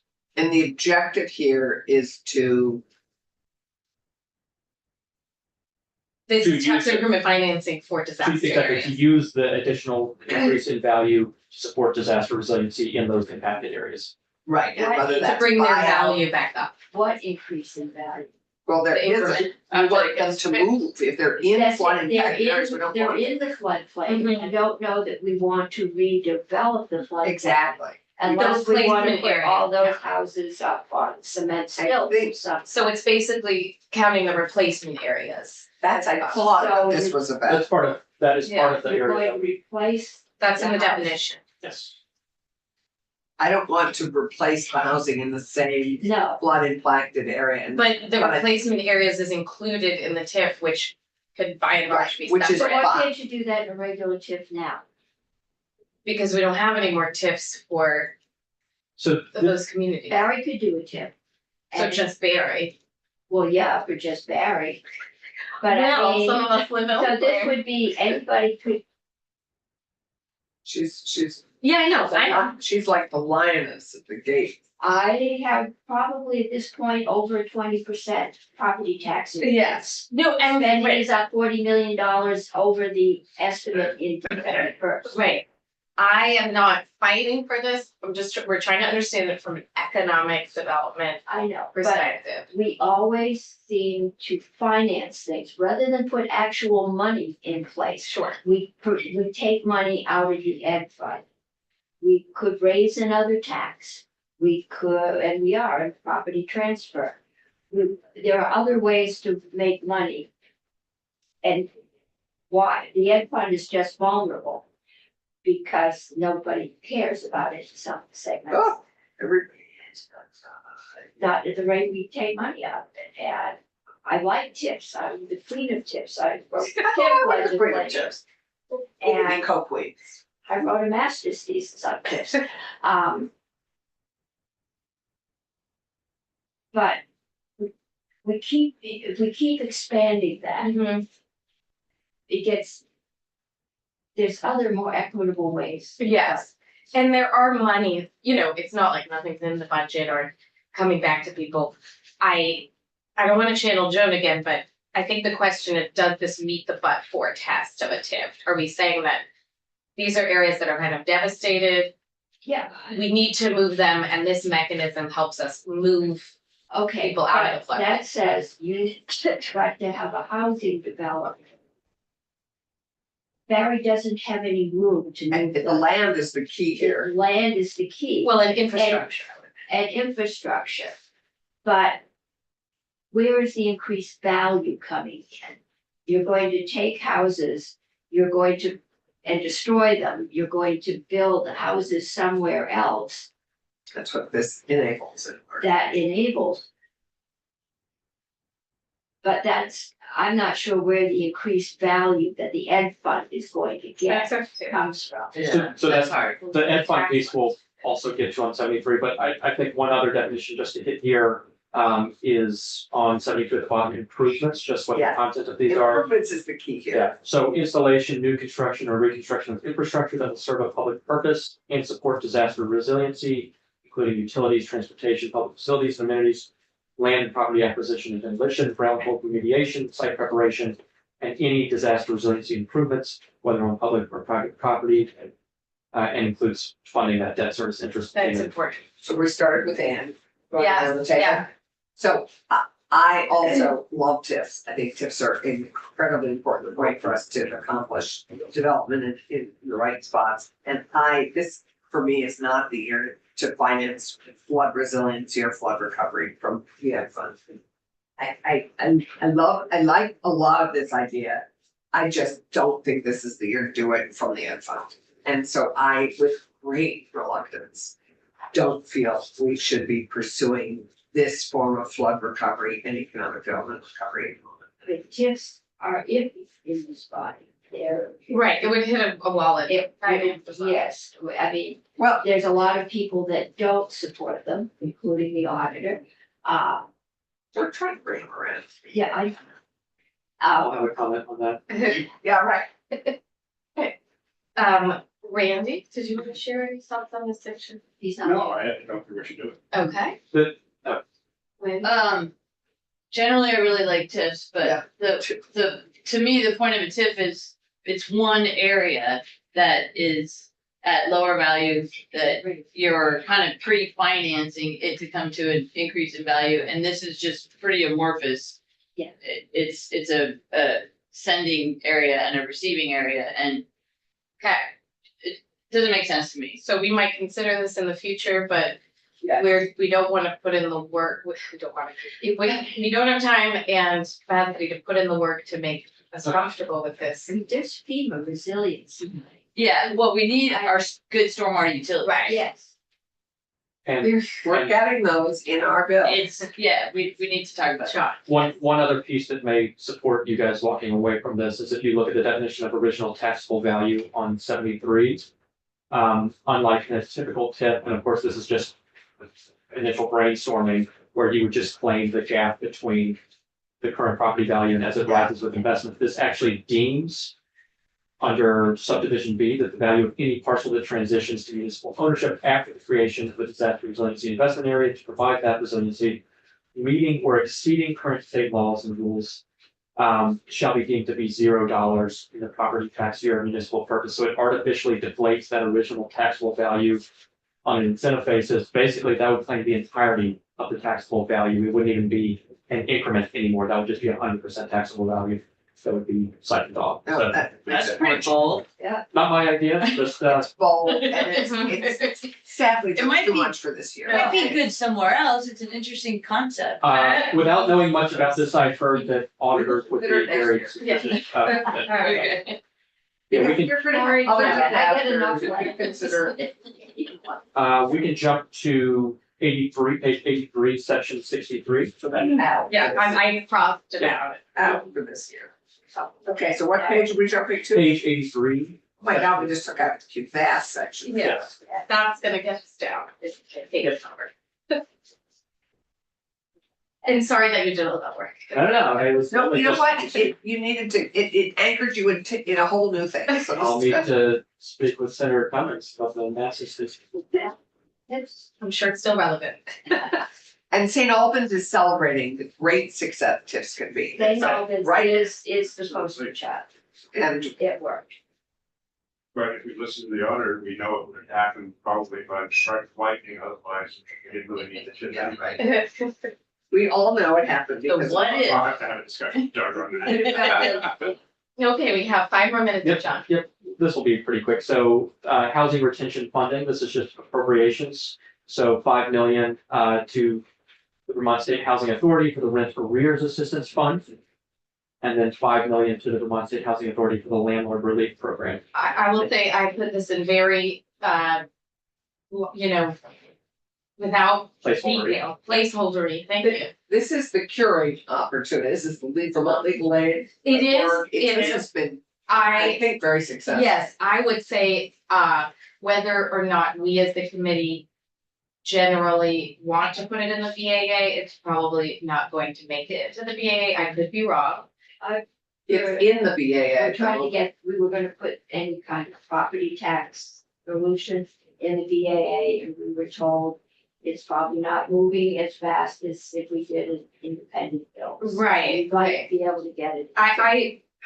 I think it's better if we discuss this again in this budget year than a budget adjustment. And There is money in there at the moment for some aspect of this, not Yes, this, but some aspect of it that Wendy has spoken to me about, and I know. But Jane, I think, has asked us to look at some of the Yeah. housing things in the. she BAA. hasn't looked, she has asked us to look at them with a general philosophy that emergency and unforeseen changes are going in the BAA. Some of the money we set aside last year, appropriations made a quote unquote waterfall Exactly. provision if there's more money. And there has been more money, and so we're, More money and a flood.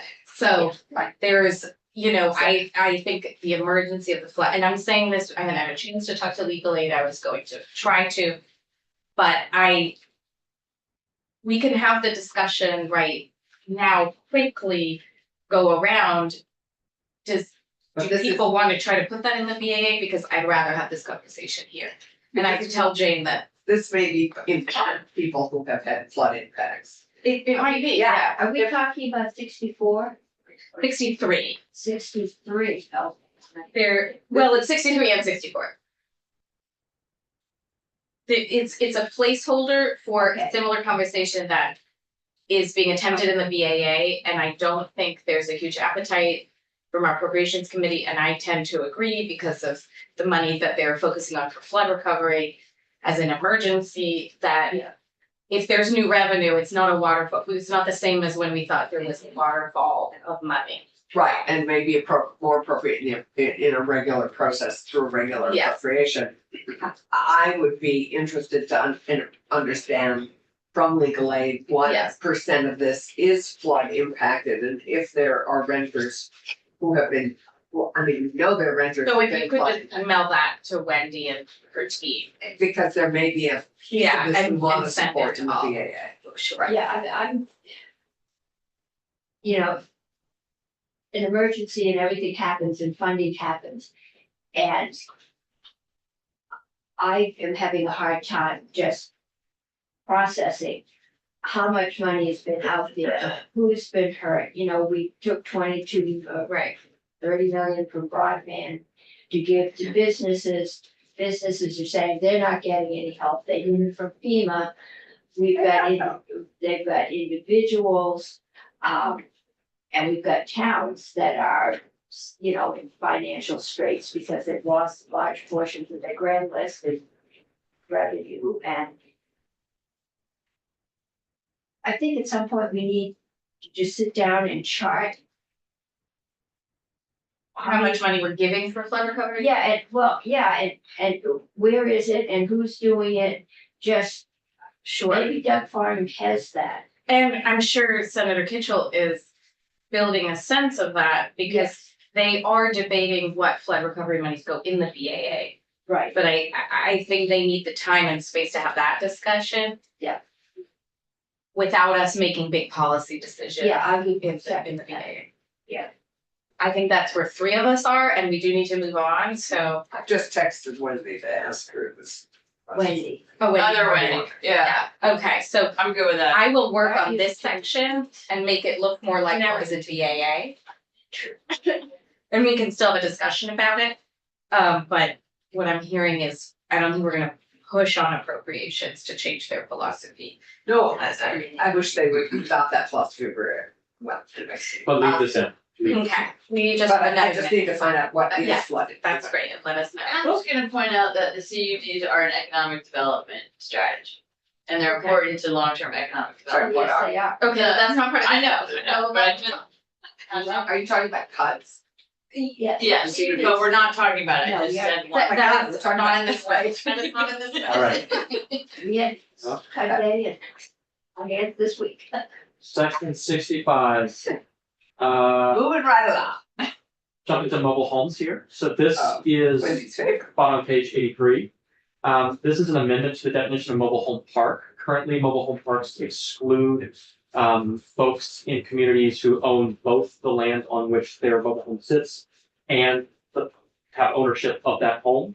Currently, a mobile home park is any parcel of land under single or common ownership or control.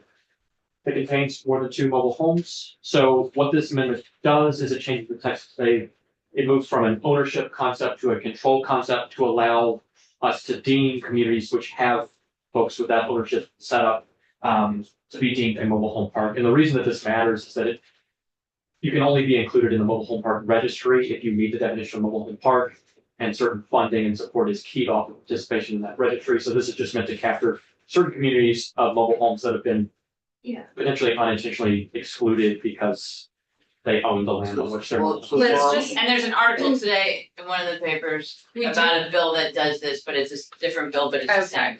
Let's just look at all the mobile home stuff and say, are we okay with it or not? Are we changing something? I'm Do you okay have with a this. clarified question, Anne, about the language?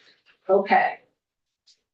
And was there something about the No, I definition? just, we've got a street up here near the Acres State, by the creamy stand where I got. Oh, your creamy stand. God. But there are 5, 6 mobile homes up there.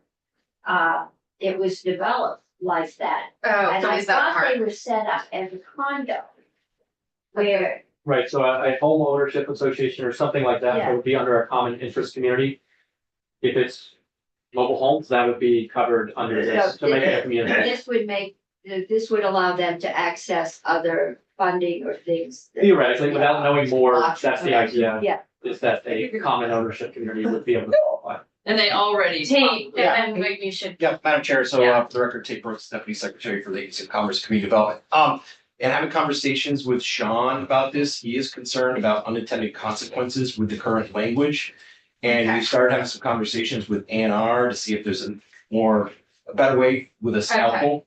That, again, this may open up a bigger So can of you're gonna worms. bring that to us next week? Yes. I'll Okay, put that great. right now. So you're bringing that to us next week. There's money in here, This is why you're here, Tate. so $50,000 for needs assessment, not in the governor's budget, I imagine. That would not be, But the 1 million is in the governor's budget.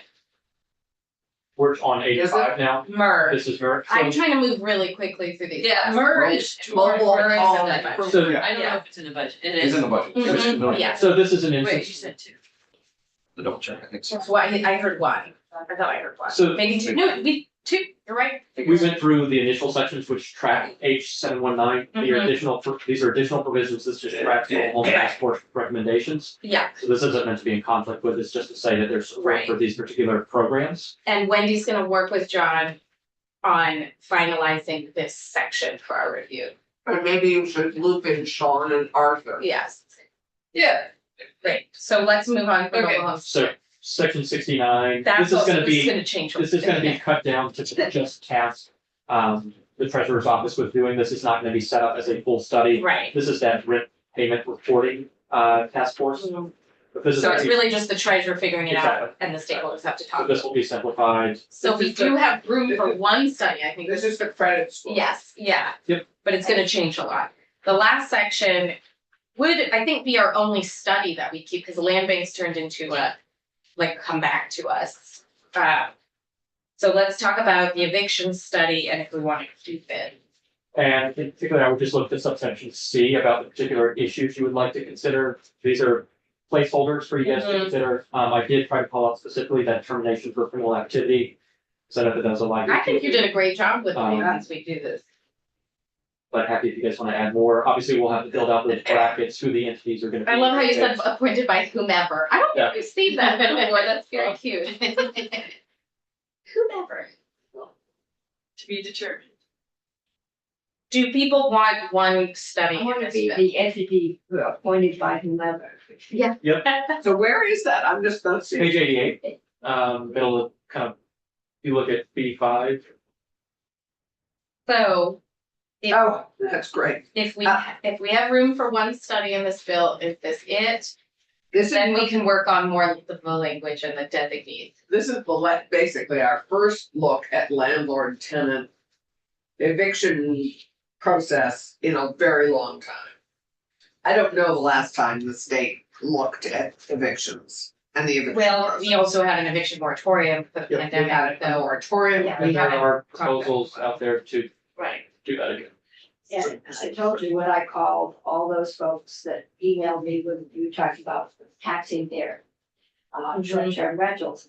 I asked every one of them, why are you doing short-term rentals? Without fail, they said because it's too expensive, it takes too long to get rid of it. Right, so I could say impact on rental housing market. Yeah. I mean, yeah, so we can, it sounds like people, this is I what think we need to This look is an at. issue. I think it's a huge issue. I think it's a time, I think it's a good time. Yeah. After COVID, after the flooding, to be looking at how to improve our, from both points of view, our eviction process and to review it. Okay, so we could anyone who wants to take a look at this and add. Yep. Well, we don't wanna add too many I tabs, wanna make but, you sure know, that the landlords have equal voice. there's Oh, there's one Yeah. legally represented, one Vermont landlord representative. Yeah. House, Senate. We can go through this right now, Yeah. because Ellen probably running late from another committee. No, I was thinking about the whomever, There she is. like the cap agencies Yeah, who work with people on rental right. eviction. Yeah. Okay, so I will make sure I'm working with John on this section. Anyone else can give. And input. Wendy Morgan, it would be great to weigh Well, right, but I'm saying we want a ballot. Yep. Everyone, this is, in. Angela's a we cat. wanna make sure this is a neutral study that but is looking at the issues we are finding with the eviction process. And for context, I think you guys are gonna get an evictions related bill shortly. And so I can do some background on just overall process at that time. Thank you. This is from the House Gym. This is from Senate Judiciary. Right, dealing the with criminal- Criminal evictions issue. Yes, Oh, yeah. right. Oh, of course, but Yeah, as a that's- result of our public hearing. I don't, And was others. it in here last year? Was it in health and welfare?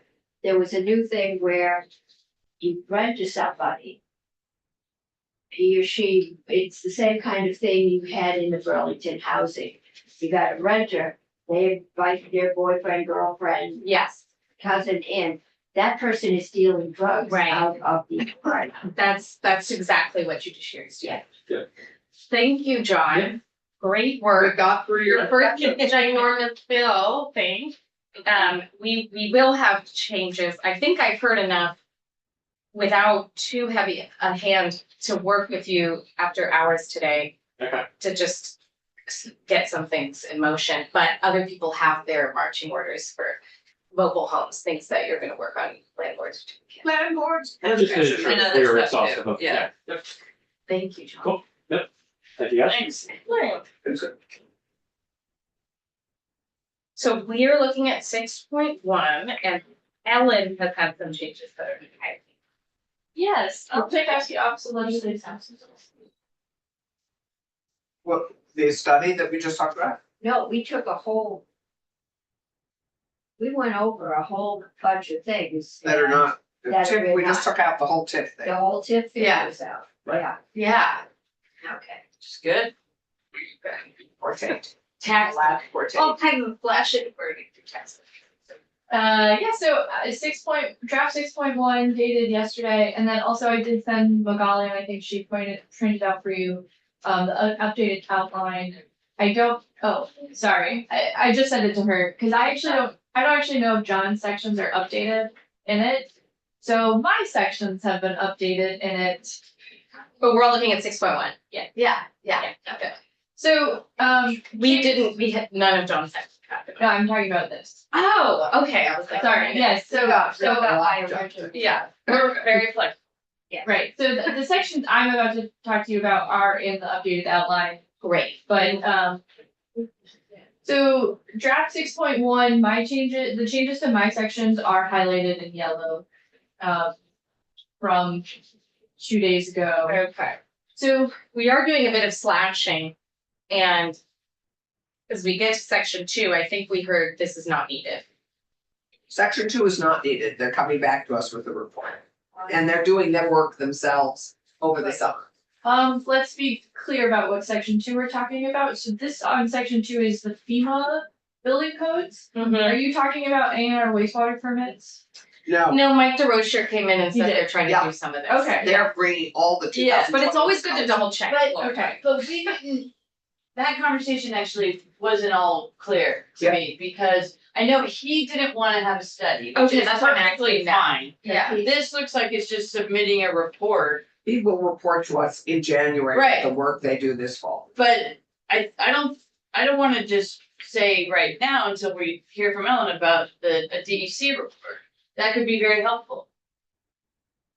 Well, so based on the conversation we had a couple of days ago, this is a report looking at identifying rate of adoption of FEMA flood resistant building code.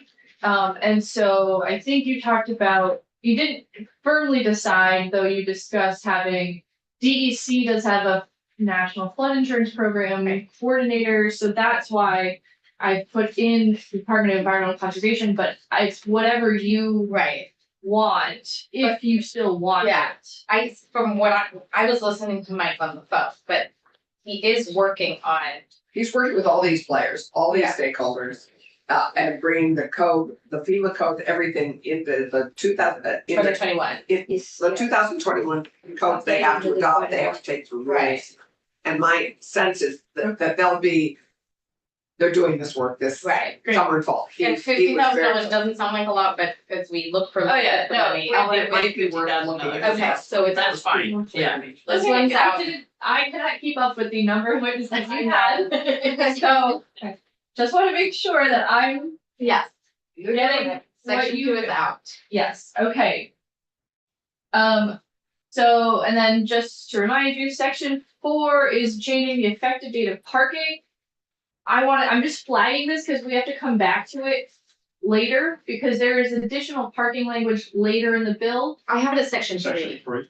Yeah, what did I say? 4. Okay, sorry. Well, I just wanted to make sure we truly were. Sorry, okay, on page 2, Yeah. section 3, parking effective date. I wanna flag this for Mhm. discussion later because there is other parking language and I wanna make sure, Right. Let's maybe align them. yeah. Okay. So section 4 is in here and there are no Oh, the changes. tandem, that's the tandem parking. No, there's actually additional parking language that we haven't discussed yet. Let's. So it's very small, we're gonna get to it. So on section 4 on page 2, there isn't any changes in this section. This is the on the record appeals for Act 250. So I think where we landed, and I didn't want to delete anything because Wendy wanted to just make sure we see it. But we are not, we're not going forward with de novo. We didn't hear enough that would be a valuable change. But there is some interest in more transparency and notice. But not For with- these. on the record, which sounded like it was a big burden. Right, not on the record, maybe ensuring there's a Well- video recording and maybe a sign outside. We're not requiring on the record for municipalities, right? But municipalities can do it on their own, is what I've Yes, learned in this correct. process, so that's good, so Yeah. I'm fine. So you don't need a sign outside the room or like a. No, a sign, the sign was to be on the property. That's in this section of do we wanna Yeah, add the any sign that notice? this property is under Act 250. Yes. Yeah, had nothing to do with recording. Like if- Oh, I if- thought you were talking about a sign outside of the meeting. No, No. you get a No. sign now that says this property, there's a sticker that goes on the. Like your window. zoning Your permit. zoning Yeah, permit, well, yeah. Oh, It'll be a bigger sign. Yeah. okay, I didn't know what sign. Yeah, it'll be a wooden sign that the applicant will make or have made, doesn't have to be wood. But just those standard signs that That people this, do when they're, I think this house is being painted by. yeah, but well, Right here. yeah, that's- especially on vacant property, Or I you just can think it's probably- really important that the community know that an Act 250, something that requires Act 250 permitting, which is generally, That could be 3 years, them having that. well, it's a. no, it's not, Like a notice period? we can talk about this, Yeah. but the point is Does that this have people to be driving by, accepted? walking by, evidently, yes, because Yeah, I've been it's asking not- for this for It's not future. intersection. Yeah, if we think it's important enough to stick a sign in the window so that there's a zoning permit going on. For the town, right? But there's a time bound nature to that.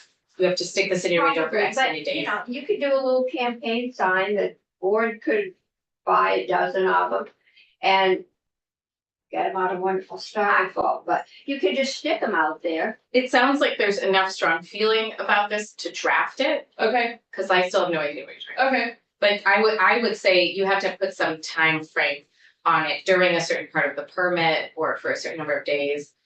It's, well, I don't know, for as long as it's under Act 250 not review. under jurisdiction, but just Yeah, that there's a review, permit. under review. going on. Yeah, there- Right, right. And these are typical, when you have federal money, a lot of times you have to have this type of sign. Well, there's a lot that goes under Act 250 that isn't a huge project. Yes, but I am arguing that the community deserves to know that it's happening. And right now, the only way that they know is a little thing in a newspaper. And a lot of we don't folks have it don't anymore. read newspapers. I wish they would.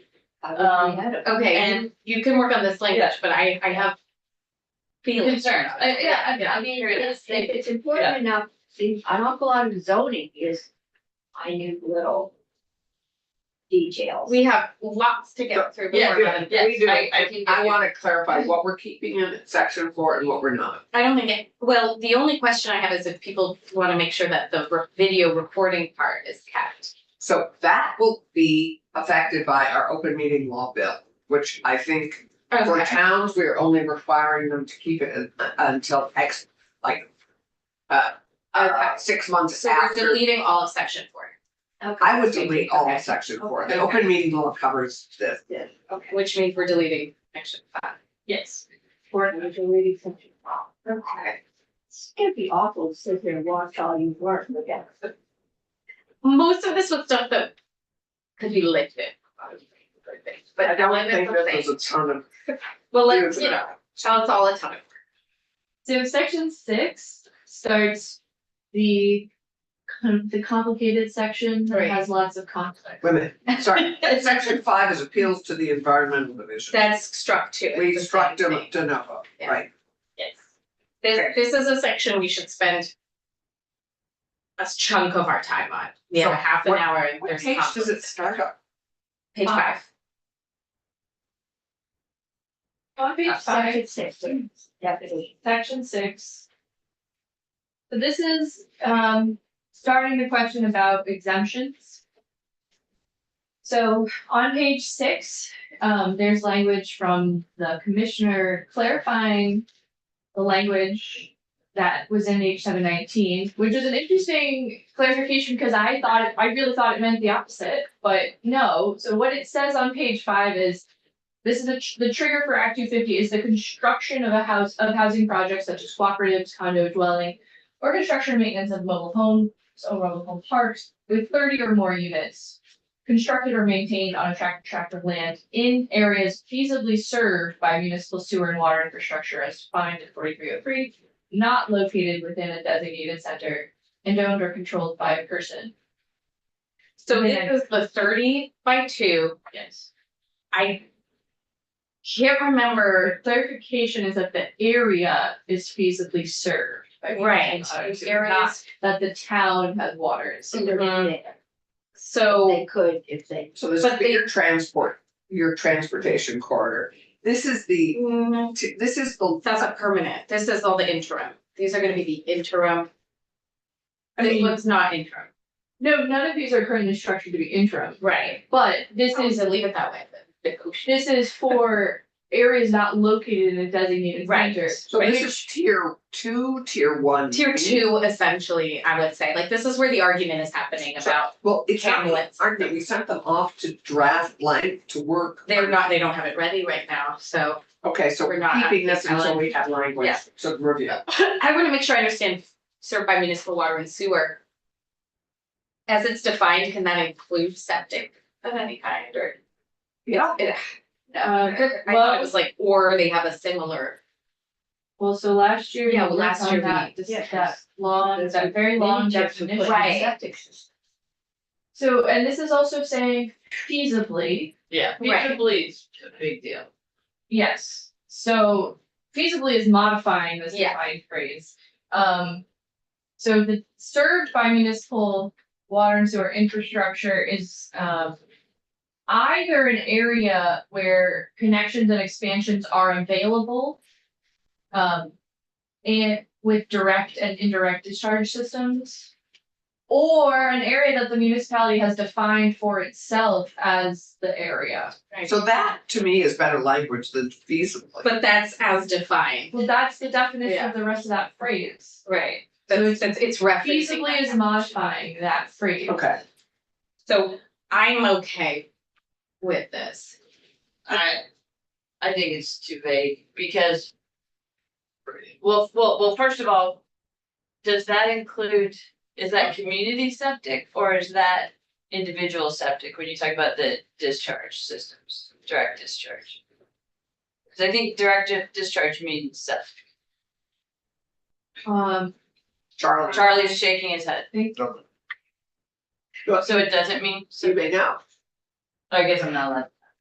Well, I mean, he's saying he doesn't know, so I don't wanna put anyone on the spot who doesn't. This is why we've had a lot of people to be around the room well, next week. Well, let me your tell you my definition concern, okay, is not that specific. okay. It is Right. deferential to the town establishing Mm-hmm. that, yeah, so I think it could, but it. Right.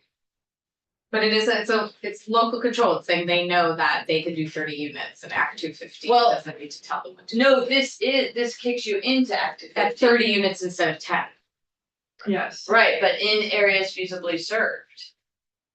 Right. That, but so in some ways, It's a adding. good thing. Yeah. But I think we really need to talk about this more. I'm okay to keep it in here, but this isn't enough conversation.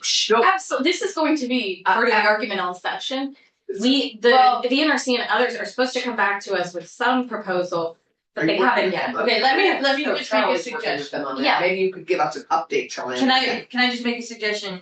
Instead of feasibly served, say proposed to be served.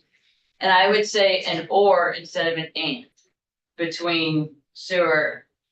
Because if you have municipal sewer or municipal water, it's a better position than neither. Obviously, the best is both, but I would say proposed to be served because Okay. feasibly served. Let's do proposed to be served, but the other change with the or, I think that's a lot. Oh, yeah, so maybe not, but I think we should discuss that. Madam Chair, Yeah. I would propose this is not worth our spending Right, too much right, time yeah, talking I'm about done. at the moment Yeah. until we have the language that Right. we are hoping we're getting from the planner and. We're not done with this section. Yeah. The exemption, the 30 modifies all the previous forms of housing. Exactly. Yeah. So I would boldly propose we move ahead until we get a more full. Okay. And I misspoke, this would be a permanent change. This Yeah. would This is a big. not be interim. Right, So this is, depending on how you land, Yeah. this could be part of the tiered system. Because Exactly. H 719, where this is from, was not adopting the full tier system. It was Right. adopting some of the elements of it, Yeah. and so this loosely, I think, goes with tier 1B. Yeah. Or Okay. maybe even to tier 1C if we create. I don't know what that is. That's tier 2. So, Right now, we we're don't just, know. yeah, like, let's. That's tier 2 before we working with it. This is touching on what we've already Exactly. identified is going to be Yeah. one of our toughest conversations, Right. which is how we develop in less developed areas Exactly. in tier 2. Exactly. Okay. Okay, so that takes us to, So the next language strikes the whole concept of priority housing projects, which is the concept you have to reconcile depending on where you land. I don't know if it helps to actually walk through this language or just ask if you have made a decision Yes, about I think how that's what we should many. do. This bill sets up exempting 30 units of housing, 25 units of housing, or all housing It doesn't need. in designated areas. Yeah. So that language is in the next 3 Right. pages. So we should go around and people say generally how they feel about that versus our more narrow exemptions that we had for PHPs. And then remember this, for us, this is interim. We're gonna be putting this in sections where we say this is interim so with the existing designated areas until this tier system is set up. So I have to admit, I'm a little, I'm still not exactly clear. What we're doing is exempting priority housing. We've struck it, but Because we thought- wouldn't need that definition, we'd be saying all housing. all housing, In designated areas. the old designated areas. Yeah. But there is some discussion, I thought, about keeping priority housing projects as a concept in non-designated areas in like tier 2 or other places. If you want to. Well, it would still have a cap. Right, it would have a cap. There are right now in those designated areas, I think the housing caps are still 50, is it 50 at village centers? It's based on the size of the town. Okay, so So those 6,000 or caps less. still exist. Yeah. But not Not- HPs or in the new bills. So Okay, under the current law that you passed last year, there is no cap. The statute on caps does exist. It's struck out on page 6 if you'd like to see the language. So the current cap removal goes until 2026. right. And that's for designated downtowns and village centers. Not village centers even, that was. But anything served by water, just in Are designated. you asking about There's the 4 status quo? The status quo. Yeah, let's, So under under the sunset provision that you passed last year. There is no cap on priority housing projects in downtowns, neighborhood development areas, and growth centers. not village centers, And new market, that's a tax credit. New town. yeah, new, No, It is Right. downtown, neighborhood development areas or growth centers. There's no cap on the number of priority housing projects. These things changed as they went along through the process. Under the rest of the law, in other areas that have designated areas, so new town centers. There is this cap of how many units are exempt under the priority housing project concept. But what I hope we're repealing, to be clear, is enhanced village centers that never really worked out. That was a compromise with natural resources. They wanted to decide which village centers could handle an increased cap. And they created this enhanced village center program that nobody has taken advantage of. I wasn't talking about new town centers, actually, I was talking about the thing that identified the three areas, Charlie, the Springfield and Randolph are part of, the new market, the new, So working communities? There's a new market tax credit, Joe. thank you. It's That's new market tax credit. Yeah. Okay, yeah. New market. No, I'm sitting here thinking, I have 3 towns. Probably within a 10-mile radius of this building. That have no village center. Because there is no village center. Berlin doesn't have this, a church up there and down, but They don't have a designated they area. don't have any area to designate. Well, we're trying to, like Barry Montpelier Road, I wanna have transit corridors, so it's not like a circle I mean, around it. Duxbury, Yeah, the land at the light on this side of Waterbury, Right. which is a big growth area. yeah, Duxbury was trying to build a town center on that. They have no town center. right. I mean, if you So, go up to the woods, someplace up there, I Yeah. go past the town garage. okay, so So, the and question being, yeah, Yeah. I've got cows. with Right. it. So, but this I'm assuming is going to be a growth area, very Montpelier area, it's bigger cities. These are towns that surround us that are, in many instances, bedroom communities of the town. None of this is going to impact them, even though they're probably prime development space. There's, not in the interim, so. Yeah. We're mostly talking about interim exemptions until those tiers are done. The 30/2 would benefit them because they're not a designated area. Right. But there wouldn't be a huge increase in the cap for them to have 50 or 250 units. okay, I Without- don't know that they want any more units. Right. Uh, So they will be able to determine what their tier 1 is, even if they don't have a physical looking down house. Right, yeah. So, yeah. So we have to make a decision. That kind of takes care of most of the conflict if we, when we look at the interim period, if we repeal all of the exemptions we put in place last year in favor of larger exemptions until the tiers are in place. Yes, I think that's fine, and we're extending the sunset. That is a question that Charlie is supposed to help us answer next week, which is there's It's an either or potentially. right, there's the idea of extending the sunset until these maps are done.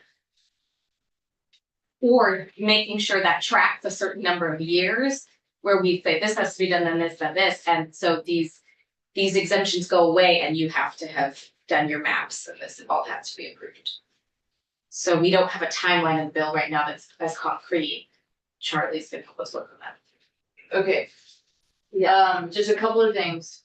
The designation report also suggests, which I don't think we've talked about that much, We have. suggests additional designations that would just be granted. The towns don't need to apply for them.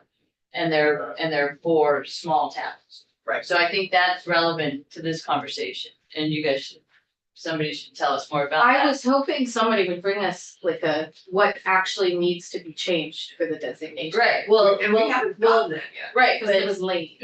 I understand the request. There is still a lot of moving parts on this. That's why we're, But I- probably still need an interim period, quite frankly, because. And we might not be able to answer this. Okay, that's okay, but Before February but my other concern is that we're assuming that the tiers are gonna happen, so we have to have a fallback if that doesn't happen. Last year when we did the interim, we had language that was going to take place.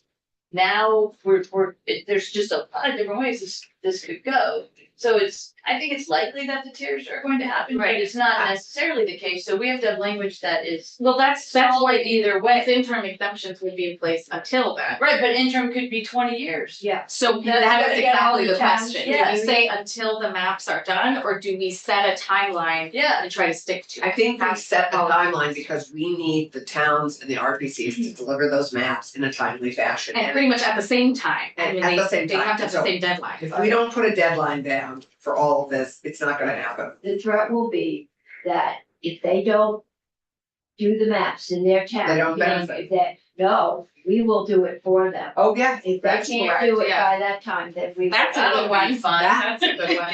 Standard. So I They don't know how might, you're gonna- great. Can I just respond quickly on the designated area report? The automatic designations don't come with this level of incentive.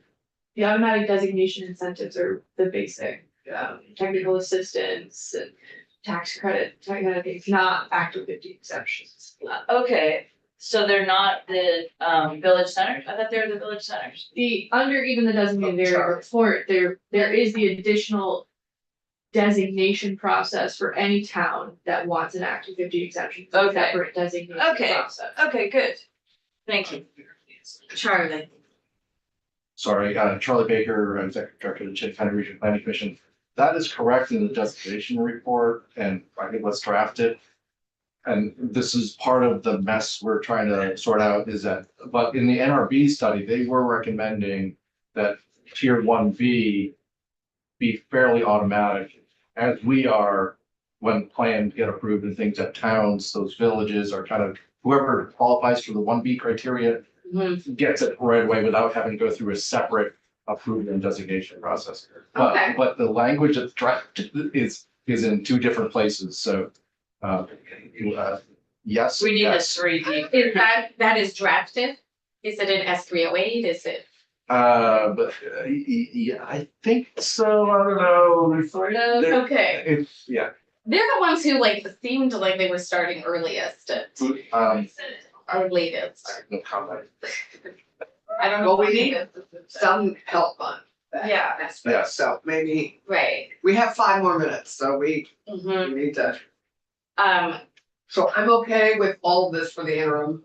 so, and And I I'm think we repealing what we need- did last year. We do need to set a timeline for the interim. Right, okay. Yeah. So Charlie's working. And I'm not clear what we're doing on the interim, so I want one. Okay, well, we should look at a new draft. That's why we need a new draft pretty soon. Sure. Is to. Well, we need to be clear on what the interim enables. Yes, Yeah. Because it enables actually quite a bit. right, so Yeah. we'll look at that. And let's face it, if in the interim, something bad happens, We will deal with it. well, it'll be a setback. Well, but it'll have informed what ultimately happens, Yeah. which is better than us pulling a trigger and then Right. something bad. But in this committee, the glass is half full. Okay. Of what? Live in hope. I know, let's make I'm sure on we the- know what's in the glass. I'm on the bottom of page 6. What's Because in the glass? I'm on the bottom of page 6. Yeah, this is, Holy this cow. is the existing language. Right. So, So this is 10.5.2 instead of 10.5.5. So sorry, what page are you in? bottom of page 6 into 7, it's 10.5.5, it's Right. 10.5.2 as opposed to 10.5.5. And that's everywhere? Yes. That's big. Everywhere that isn't whatever you decide. Right. Well, that's what we're hoping that Right. this crowd is going to help give us some clarity on, right, Yeah. Charlie? Well, and I have, we have the NRC looking at this because I don't think we think 10.5.5 or 10.5.2 Yeah, is no. that valuable of a sprawl reducer. Right. So weird. Exactly. This, to me, this might be where we say a PHP of a certain size has an exception. Exactly, that's, That's a thought, because you're saying, we're gonna do a cluster of affordable or senior housing here, not 10 McMansions, like cartoons. that is why I raised that. Yeah. Might we be, for the interim, considering, right? But this is where we need more language, Charlie, from you and your working group. All right, Not like five. So so we're, The Seven- proposal is 10.52 instead of 10.55, so instead of 5 years, 2 years. the construction of 10 units of housing within 5 miles within 2 years would trigger Act 250. The current existing language is 10 units of housing triggers Act 250 within 5 miles within 5 years. okay, we're getting a proposal on this. I think, given our time, we should. Okay, does that take care of all the conflict? No. No, I mean, because then at the bottom of page 7, in the middle of page 7 is the sunset provision from last year, which is the construction of 25 or more units located within a downtown neighborhood development area, village center with permanent zoning and subdivision bylaws, or a growth center. So this is what you passed last year, which is currently in statute until July 1, 2026. And the alternative would be no limit in designated areas. Was what we were kind of, so, yes, that's the next page, which is any construction housing within a designated center. And within 1/2 mile of the designated center would be exempt under that language, so those two things. Yeah. Conflict. I would say I trust the new proposal with no cap, because we have now determined that we're not disagreeing about the land use. They have been designated for a specific land use that is commercial, residential, industrial in some cases. And the community will have a lot of say in the density. They're not gonna build 250 units in, some small town. Yeah, So I'm okay with the new piece and getting rid of this. Okay, I'd really like to think about it more. I think we're gonna think about it because I think that's gonna be a piece of Charlie and VNRC's work. So we're gonna be looking at this all fresh anyway. I hope so, but at the same, I hope not, because that's tier 1A. That's tier 1A, Okay, essentially. The designated areas. Oh. Maybe in some cases tier 1B, but we'd have a big problem if any of those were tier 2, I thought, which we've asked them to look more closely at. Yeah. Okay. Okay.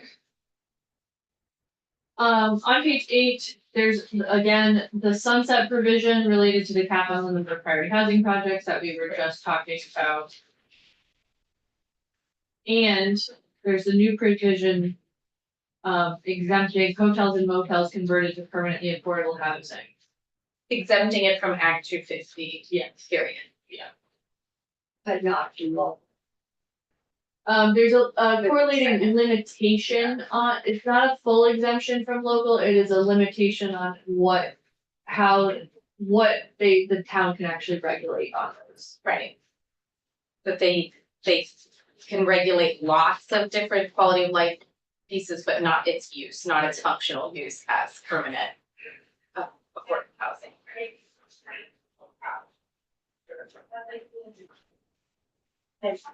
and remember, even to build it in the first place, it would. Ted was testifying. Yeah. Right, but even to build it in the first place, it would have had to have gone through a huge Yes. amount of local scrutiny, Right. or it wouldn't have been there. It probably went up before there was local schools in a small town. And,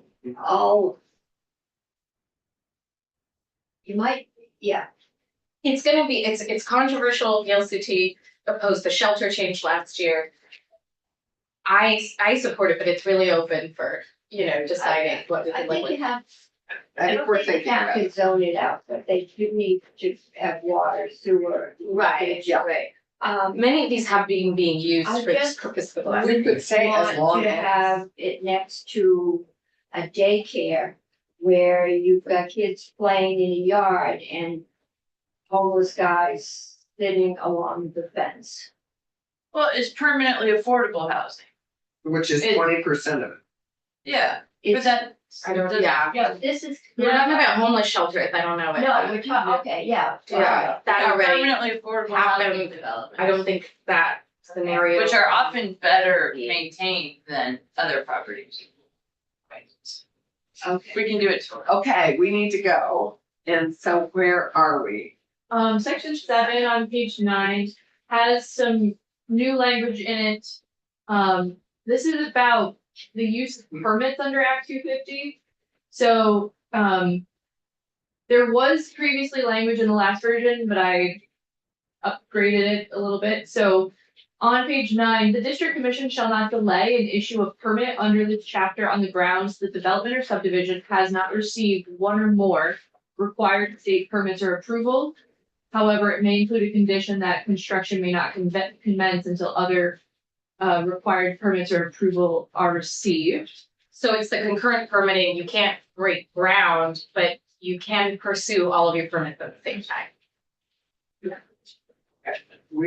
Okay. And then additionally, there's one other new piece in this yellow section, which is changing. So we have not discussed this concept before. This is changing that a permit submitted shall constitute conclusive evidence under the district commission process. This is the dispositive. Yes. So this is more controversial, but this is me just wanting to have the language there for us to discuss that when you get permits for certain topics like wetlands, et cetera, that becomes the decision. You can't relitigate that in other processes. So currently under Act 250, there's a rule that lists what permits you can submit as evidence under certain criteria, and they have a rebuttable presumption. That means that they can be submitted as evidence, and a party can seek to rebut that they are truly serving as evidence. Right. But they would have had some public process around those other permits. And So I will say, yeah, that actually that's why it's a rebuttable presumption, because not all of them have a full public process associated with that. Got it. what if we made it dispositive for the ones that do have a public process association? That would require some research. Okay. I think we should probably, Okay, we'll look at Yeah. that, but I think we started with Elizabeth saying people are rebutting every single thing this we, week. we are desperate to have Yeah. not another Putney or Woodstock. Right, so we could, But I don't think this was, but anyway. Yeah. I don't think Putney did this. no, but bringing up every single thing in the public, Right. bring up is adding time and challenge. Yeah. Okay, good work, everyone. Thank you, Ellen. I will take some of the decisions that we tentatively made today. And This is start draft. Here, I got it for you. Let me get it. It looks